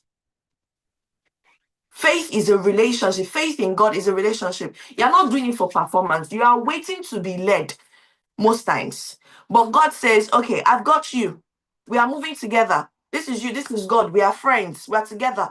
Just picture a relationship with you and your father, for people who have great relationships with their parents. So let's say the father in this instance. When you speak with your father on the phone and you discuss your plans with them on the phone, you are getting support, right? Do you stammer when you're talking your plans? Do you feel like there's a need to mask up? I'm talking about healthy relationships now. I'm not talking about every kind of relationship. Healthy relationships with parents. Do you feel a need to be who you are not with your father? Do you feel a need to form? Let me put it that way. I mean, I understand pitch deck in projection, in review, in this, but if you have a healthy relationship with your father, do you feel a need, an overwhelming need to form with them? You come as you are. And that is one important thing. So even if to the whole world you are perfect, you have to have a grounded belief, a grounded relationship with the one who loves you without, regardless of whether you're perfect or not. So it is not performance when it comes to God. Spirituality should ground you, it should not guilt you. So when we see relationships with some people who feel like they're on the extreme, that's what I said. I was born in a Christian home, but I got to know the head of the house, which is Christ for me. It was not, I mean, we were going to church, that's by the side. But until you learn to have a relationship by yourself, for yourself. So not performance, not because my parents are pastors or my parents are fast, they are leaders in their mosque. I'm not doing this because of them. Until you get to attain a point of private relationship between you and God, it will continue to build you. But spirituality should ground you actually. You should be led. There are people out there who are doing the exact same thing you are doing. In fact, they are doing better than you. Do you understand? They are doing better than you and they don't have any form of spirituality. So what makes you different? I mean, if it is about applying principles, there's something I always tell people: where there is life, 2 plus 2 would most likely always give you 4. But if everybody is applying 2 plus 2, what are you doing differently? What are you doing differently is where the borderline of faith comes into place. So you're having let's say, 2-factor authentication. You're not just applying principles to things. You're not just saying, oh, if I go for this pitch deck, if I pitch myself well, if I sell myself well, I'm going to get this. What's 2-factor authentication for you? Yours will come to be trust in God, faith in Him, but also understanding that you will not be led to do things that are not moral because you're a Christian. You have a relationship with God, or you're a Muslim, you have a relationship with God, you do things that please God. So a new kind of leadership is one that comes with morality and values. If you are not grounded, you would easily lose your morals in this world. Because tell me why there are talks of Illuminati, not because I totally, believe or want to project my belief on you. And you get to realize that they'll say, oh, top artists are signing up to Illuminati. And I feel like there's a certain kind of pressure that comes with fame, which is what makes you different. So if everybody is doing 2 plus 2 and they are becoming successful at their 4, when you reach a certain level of fame, or even before you reach it, are you grounded in morals that will sustain you beyond that point? So if they are all getting it alike, when some people get to some certain level of fame, you get to realize that they are washed away. And when I say washed away, I don't want to overflog it so that we are not holding my words and all of that. So there are some godly habits that work. A lot of people prefer morning devotion. Some people do night devotion. I am not here to talk about your devotion level. But what I'm saying is, in every prayer you make, in every faith work that you do, make sure it is not by performance. Make sure it is not, oh God, I'm here, bless me today. Oh God, sometimes you need to sit with it. If you are not seated and grounded in your faith and morals, a lot of times you get blown away, you get fickle-minded. You have some levels of reflection. That is what is required of you. Godly habits that work, they are very simple. They are very simple. It is connection. That is one thing I want you to take. It is connection. It is relationship. And do you know what was beautiful? In this new age of leadership, if you have a very faithful relationship with God, it will be easy to build relationships that align with your values with people as well. But if you don't have values, how do you build sustainable relationships? So if you don't have values, I always tell people this in therapy, especially when it is coming from a faith-based angle. I say that you have a problem now and then you are worrying so much about it. But even the Bible has helped you understand, be anxious for nothing. Cast your cares on me, right? Lift up your hands, cast your cares. When others say there's a casting down, I say there is a lifting up. I said the basics of affirmations that I'm going to draw from you will be from your Bible. Any faith-based therapist that is not drawing your affirmations from your Bible, is probably a 1 or 2 thing. But when we talk about affirmations, it's the same way the Bible talks about confessions. I'm not so sure about the Muslim perspective. Well, you talk about affirmations. Oh, talk about your affirmations as a therapist. I will encourage you to say the things that you want to see. But that is faith. So you're a leader, you're leading people. You're not praying for those people you are leading. Or you're not praying to be aligned with people that will not stress you out. Or you're not praying for profitable relationships. That is error 101. There's one interesting thing I said with someone. I said, I am, as in I and am, has to be the single most powerful phrase I've ever heard. So some of us are familiar with the story of Moses and the burning bush. And then he was having a conversation with the burning bush, which we, as Christians, we believe represents God and light. Sorry to our Muslim brothers and friends. Do you know what the response said? He said, okay, so who will I tell them sent me? He says, I am. And do you know what? In therapy, in mental health, in psychology, I'm telling you this because I've been a behavioral psychologist and my track record will say this. I am. Whatever you say after I am has the power to bring you down or pull you up. So say this. I am stressed. I am tired. I am giving up. I am not doing this anymore. I am. Think about it. Think about I am. Every I am you can think of that is on the negative. Then think about it in a positive light of I am empowered for good works. I am empowered for strength. I'm strengthened. I am empowered to bring joy to the city. I am a joy giver. I am fruitful. I am multiplying.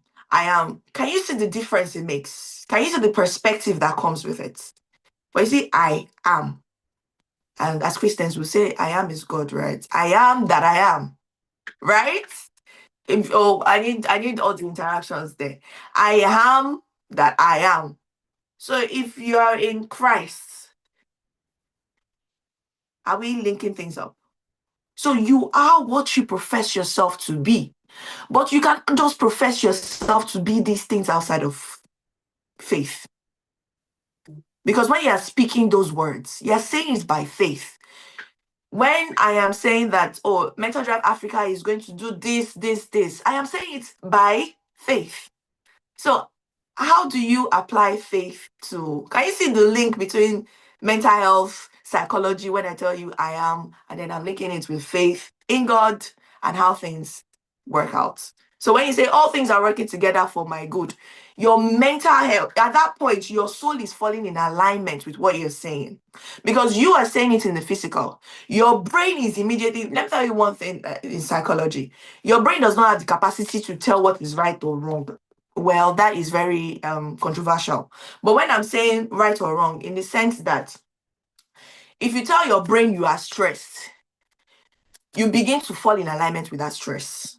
That is one of the things I've realized where life is concerned. If your brain, if you tell your mind that, oh, you're stressed, if your body and all of the sciences begin to say, oh, I am stressed, you begin to fall. Anything you are doing, maybe you are working on a pitch deck, it just feels like, oh, you need to go to bed, you are stressed out, you don't want to work anymore. Immediately you say you are giving up, all you will see is just like the red car theory. When you think of, our brain automatically listens to what we say. Yes, that's true, Opayami. So it's just like the red car theory. When you immediately begin to think of buying a red car, guess what? If you step out of your house, your brain begins to see red cars. It's not because red cars were not on the road before. It's because you have told yourself that you want to buy a red car, or you have thought to yourself that you want to buy a red car. That's a red car. We call it a red car analogy in psychology. So you have the capacity, you have the ability to tell yourself these things. That is where I say mental health directly relates to your faith. So there's a faith-based part of mental health. So I'm going on real quick and I'm running out of time. And I'm going into the 3-bucket framework. So the 3-bucket framework is this, where we talk about purpose, person, and presence.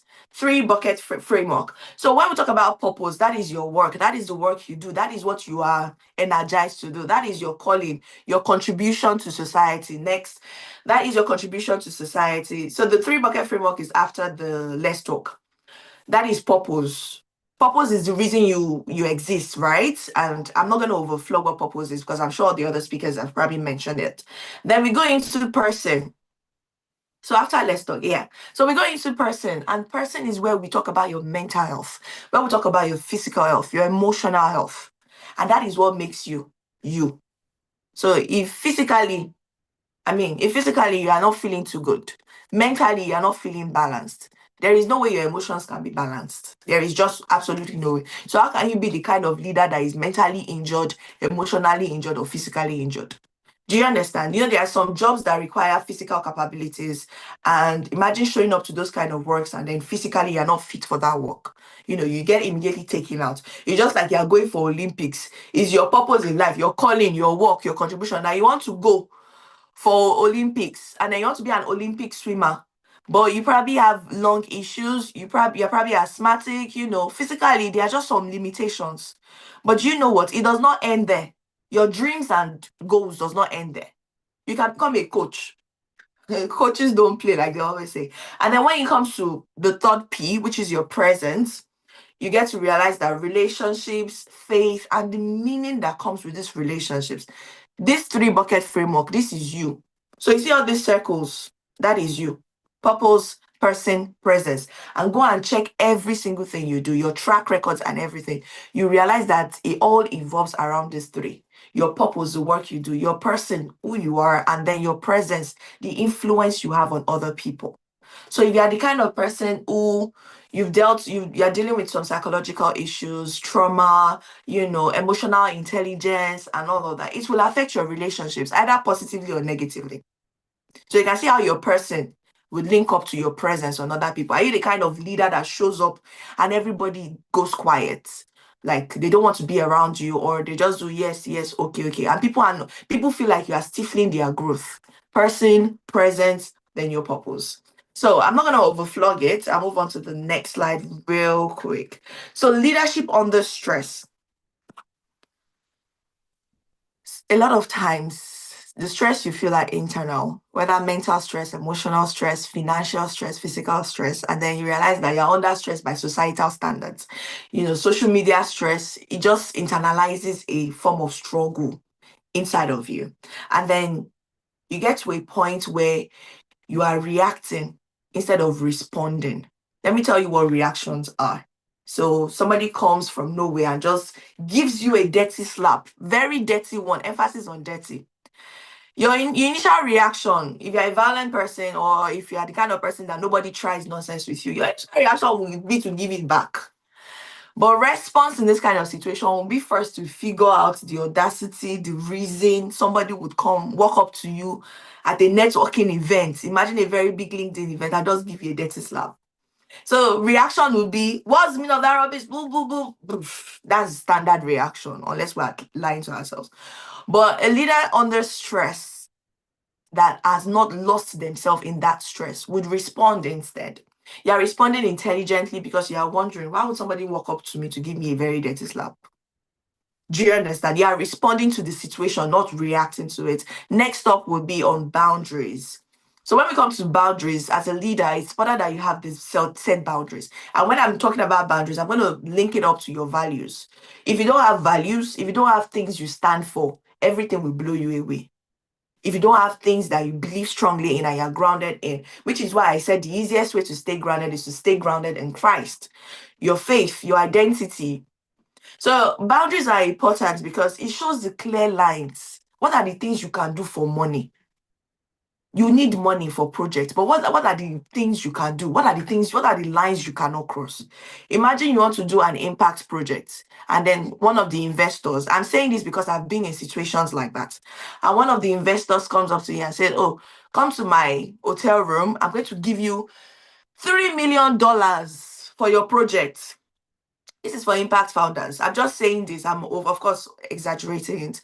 But then they say, come to my hotel room. And I'm saying this because there are situations like that I've been in. I'm going to give you $3 million, but we need to spend some good time together. They always call it good time, especially as women. What are the boundaries you will not cross? Because it's important. You want to do good work. You need that money. You need that money. You need that money for impact, which is where faith comes into place. You have your morals, you are grounded in principles, but you also have faith. You also have faith that without crossing these boundaries, God is going to sort this out. Or without crossing these boundaries, I believe that this is going to be sorted out. Do you understand? So boundaries are obedience, not selfishness. And asking for help is wisdom. A lot of you struggle to ask for help. You feel like you don't want to be a burden. You feel like, oh, everybody should have everything figured out. You are too ashamed to ask for help. Shame is not in Christ. Shame, any guilt you are feeling. That's why I said, see, I wish I had more time to talk about these things from a faith-based angle.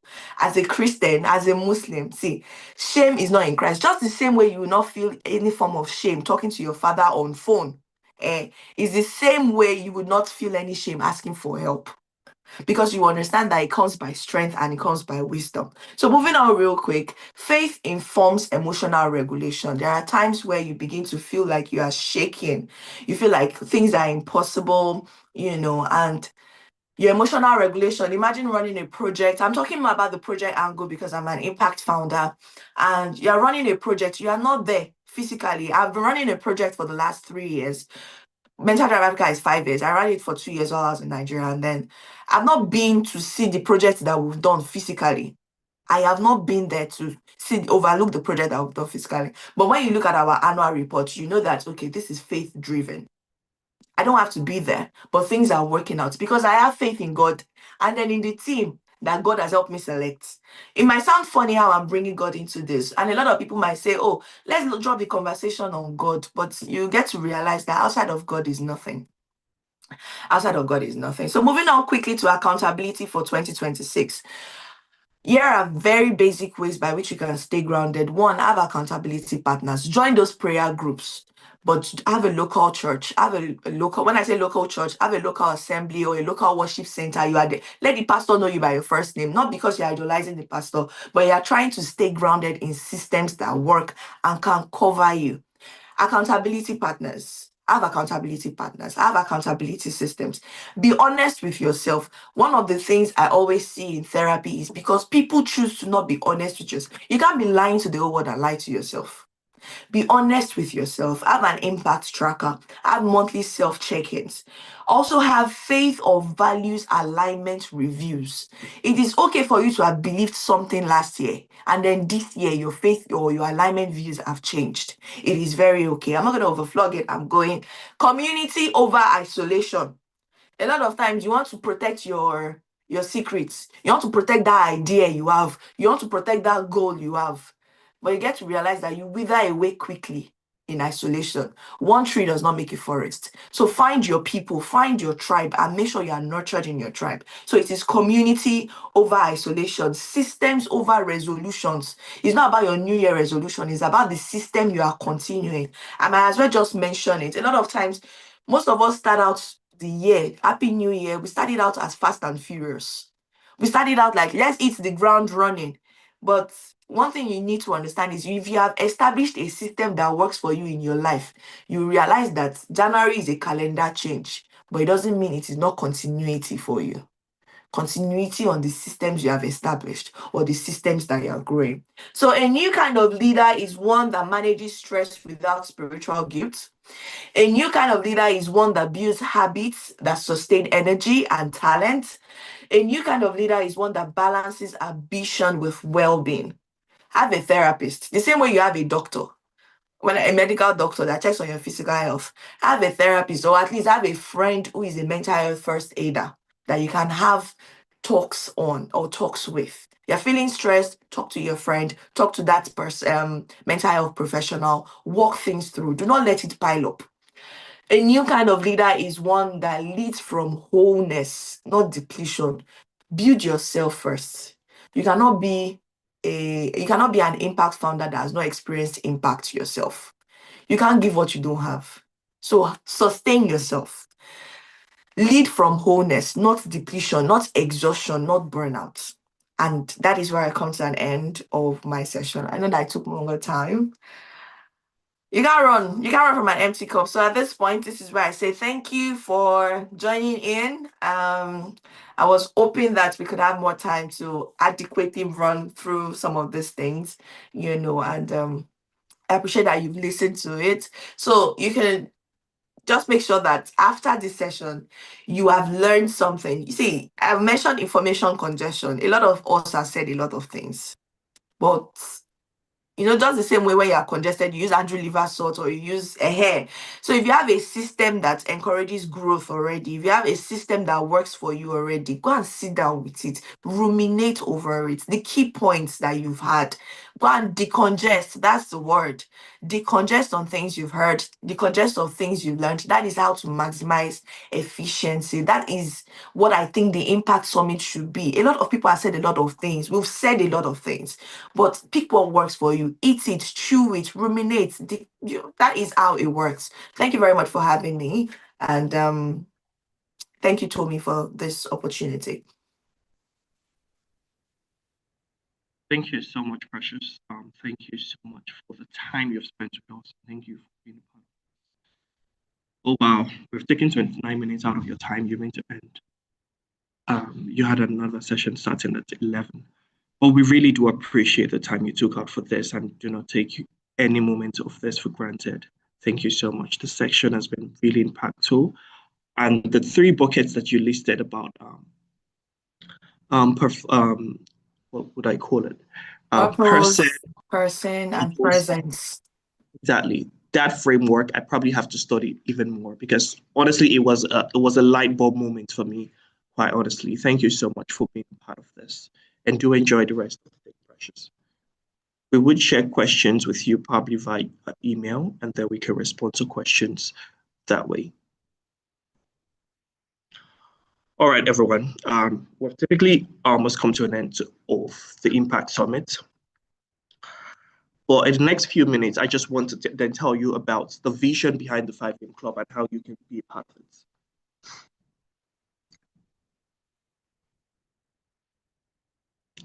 So the 5am Club is 1 minute, please.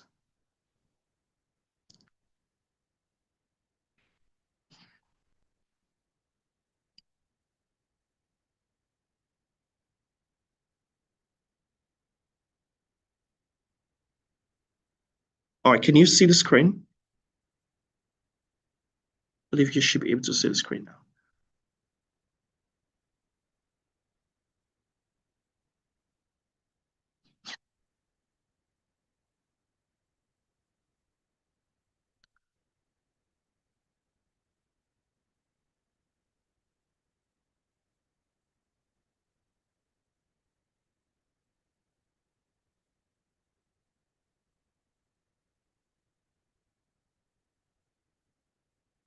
All right. So how can you then become a member of the 5am Club? And what do we stand for? Who are we and what do we believe in? So the 5am Club is a closed leadership and performance trust. And we created this to produce disciplined individuals who are high capacity and equipped with responsibility, wealth creation, and long-term national relevance. So we want to build people who are the movers and shakers of the future. And this would consist of leaders, founders, creators, professionals in the workplace, typically value-driven individuals who want to be better performance in work and life. And how do we do this? We do this through 5 pillars, which are what we stand for at the 5am Club. The first thing we believe in is discipline. We believe that the only way to create great potential is by resisting mediocrity. And how do we do this? We do this by helping you set up systems in place that makes you more productive. The second is finance. There's something I believe in, and it's that frustration comes from, a lot of time comes from your inability to have financial freedom. So at the 5am Club, we'd also want to ensure that our leaders are people who have high financial stability and also understand how to grow wealth. The third is on faith. Life is governed by our inner moral authority. And we want to build leaders who are not just successful, but are anchored based on conscience, purpose, and that fear and appetite for God. And the last is career. The only way you can outperform others is if you have a fantastic career. The wrong role, the wrong industry will frustrate you. So we want to ensure that you are in the right systems and the right place to ensure that you're a peak performer. The 5M Club does this through these 4 areas. We have structural capital. We help you structure your life better. The second is social and opportunity capital. We also help you get access to the right job opportunities, the right board opportunities, the right business partnership and co-founding pipelines, and private referral networks as well. The third is intellectual capital as well. We host master classes every single month that functions around areas of career leadership, finance, business, and all of these areas, entrepreneurship. So all of these master classes makes you, and our private master classes are only available to members of the 5M Club. So we bring leaders like we've had today to come give deep dive into masterclass sessions on how to grow wealth, how to win in the marketplace, basically. And the last is on performance capital. How can you review how you've performed? Accountability councils, peer performance cells, and then scorecard and systems that help you perform better. So this is the 5M Club structure. And we do this by then bringing you into what we call a regimented leadership-based program, which is a 21-day routine, where you're expected to get up at 5 a.m. every single day. And we have sessions that are designed for all of these days. Then we have weekly leadership councils, career and wealth upgrade sessions, and then opportunity scanning and briefing as well, where we share opportunities with you as well. Then monthly, we have private masterclasses. We have life and income audits, roundtable mentorship as well, and then book recommendations. So how do you become the member of a 5M Club? It starts with intent and application. You have to first show your interest, which is one of the links that has already been shared. And then you would, once you've shown your interest in becoming a member of the club, you would receive an application link that then gets you to apply to become a member of the club. We have an acceptance rate of about 23%. Typically, whoever applies don't get accepted. We filter to about 23%, and that's the people we accept because we want to ensure that it's the best performers that join the club who are ready to be more disciplined and take control of their lives. So assessment team review all of this application based on the pillars of the club, and only selected candidates would be contacted regarding this. Then we have a commitment enrollment as well. It's a subscription-based community, so you'd also have to make your commitment fee as well be paid. And then within the 21-day formation period, which is the regimented leadership program, you are expected to get up at 5 a.m. every single day. And if for 3 days you do not do this consistently, you get taken off the program, basically. So we want to ensure that we are bringing up people who are ready to take authority over their lives and get in the driver's seat of their lives. We do not want people who are low performers or people who don't have control of their lives. And then after the 21-day routine, you fully become a member of the club. And that way you have access to the private cohort and mentorship circles that we have. And all of this goes on for 6 months. And the, what's it called? The payments that you've made last for 6 months. So to become a member of the club, you can scan the link here, or you can use the link that will also be shared in the chat.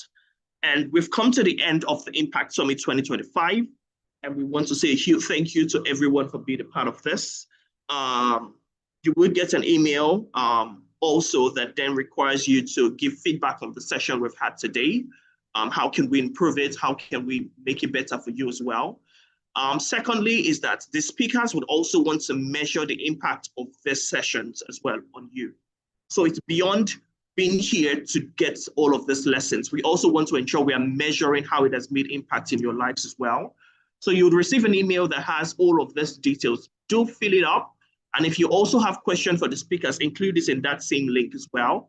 And then we share all of this questions with speakers and we're able to share feedback with you. So thank you so much for being a part of the Impact Summit 2025. And we are hugely, hugely honored to host this with you. Do enjoy the rest of the day. Thank you.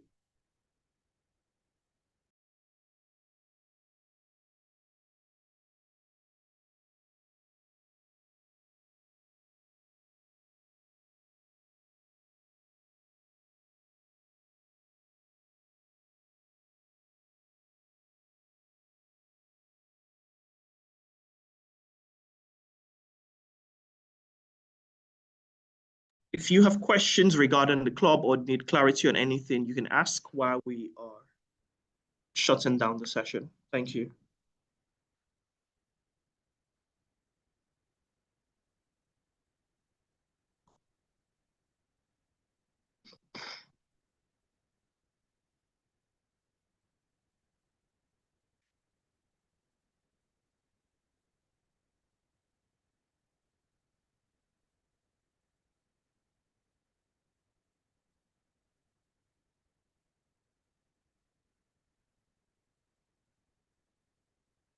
Yeah, you have questions. The recording will be shared. It's also be available on YouTube. You could also watch on YouTube. How much is the subscription fee for 6 months? It's about, I think, 53,600 thereabout. Is there a certain amount? Yes, there's a certain amount. It's about 53,200. But this would only be you'd only be able to pay this once you're applied to be a member of the club and you have been accepted as well. That's when you then get access to be able to. The WhatsApp waiting link. All right, please just follow the instructions by email. The link, the waiting list is not a WhatsApp link. It should be a Google link.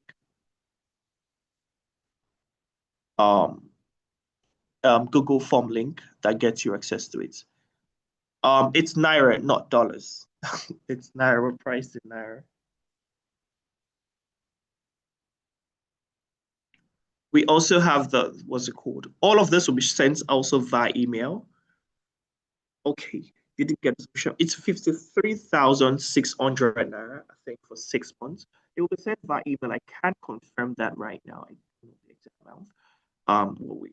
It will be sent via email to you as well. I think 53,000. The cost again, 6-month membership for the club costs 53,600.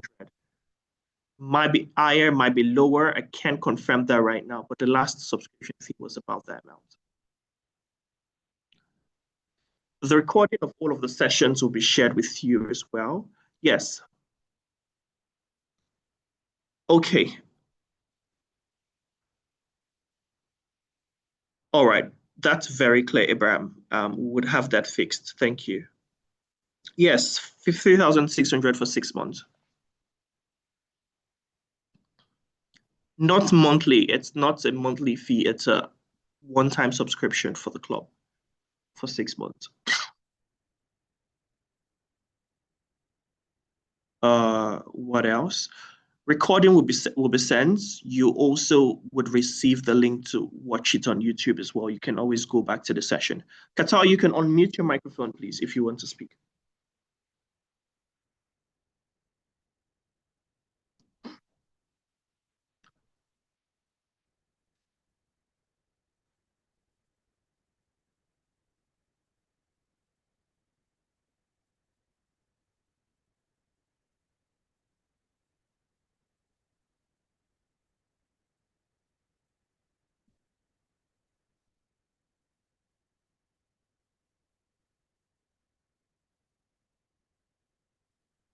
Okay, I'll grant you that access now then.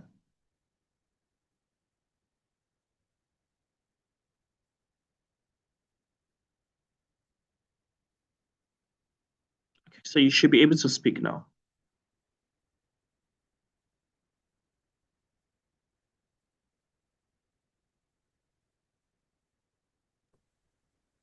All right. Yeah. Good morning, Temi. I think I already shared the question in the chat box and it's been answered. Thank you so much for putting this together. Are millennials allowed? No, it's not just millennials.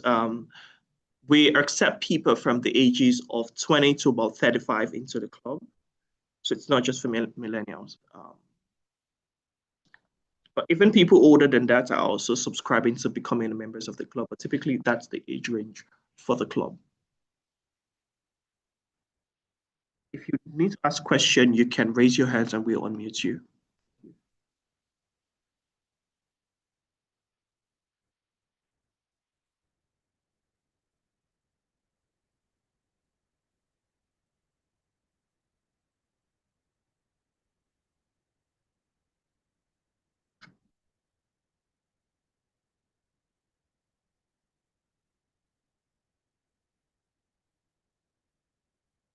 You need more clarification. Joe, can you kindly unmute then if you would want to? What clarity do you need on how you can join the club? I'd mentioned it starts with you showing interest, and we have sent the link for you to show interest in becoming a member of the club. And then you proceed to the application process as well. Then you make payments to become a member, and then 1 minute. So yeah, this is a typically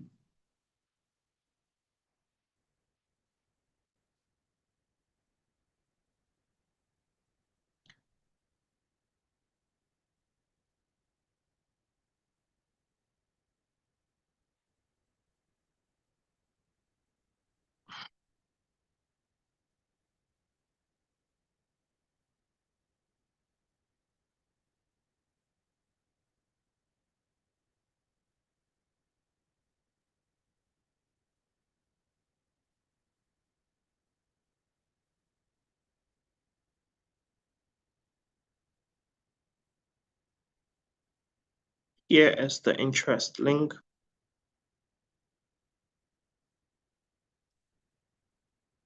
We would fix the WhatsApp link. We would fix the WhatsApp link and resend that to you. Since we already have your phone numbers, we'll fix that and send that to you.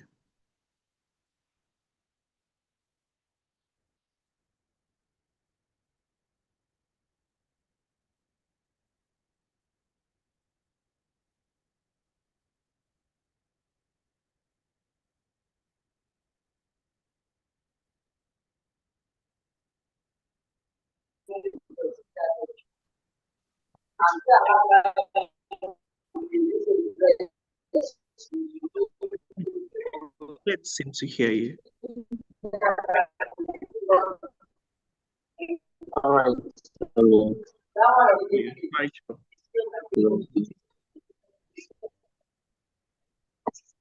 you hear me? Yeah, I can hear you now. Can you hear me now?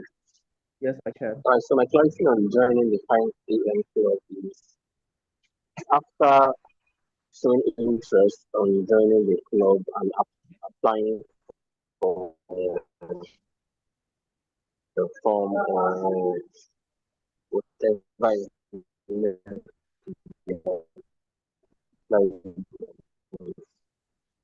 I didn't catch it. That one before the application the granted. It's very unclear. I can't hear you at all. So my question is there a certain tax or is there any tax at all that one take before the application be verified? Oh, okay. So typically it's an essay. You typically answer a few questions, 2-3 essays, and that way. Can you hear me now? Yes, I heard so you. My question is, after showing interest on joining the 5 a.m. club, before the application will be granted.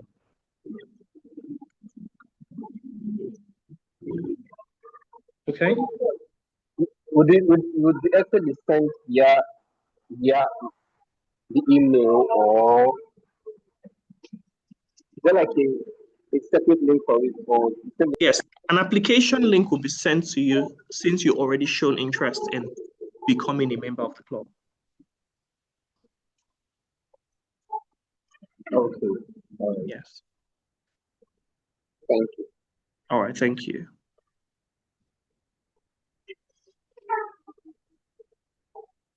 I think this cohort, we're only accepting about 30 new applications to become members of the club.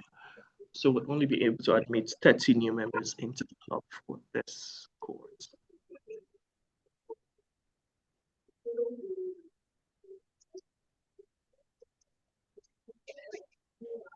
All right, thank you so much. Do enjoy the rest of the day. Bye, everybody.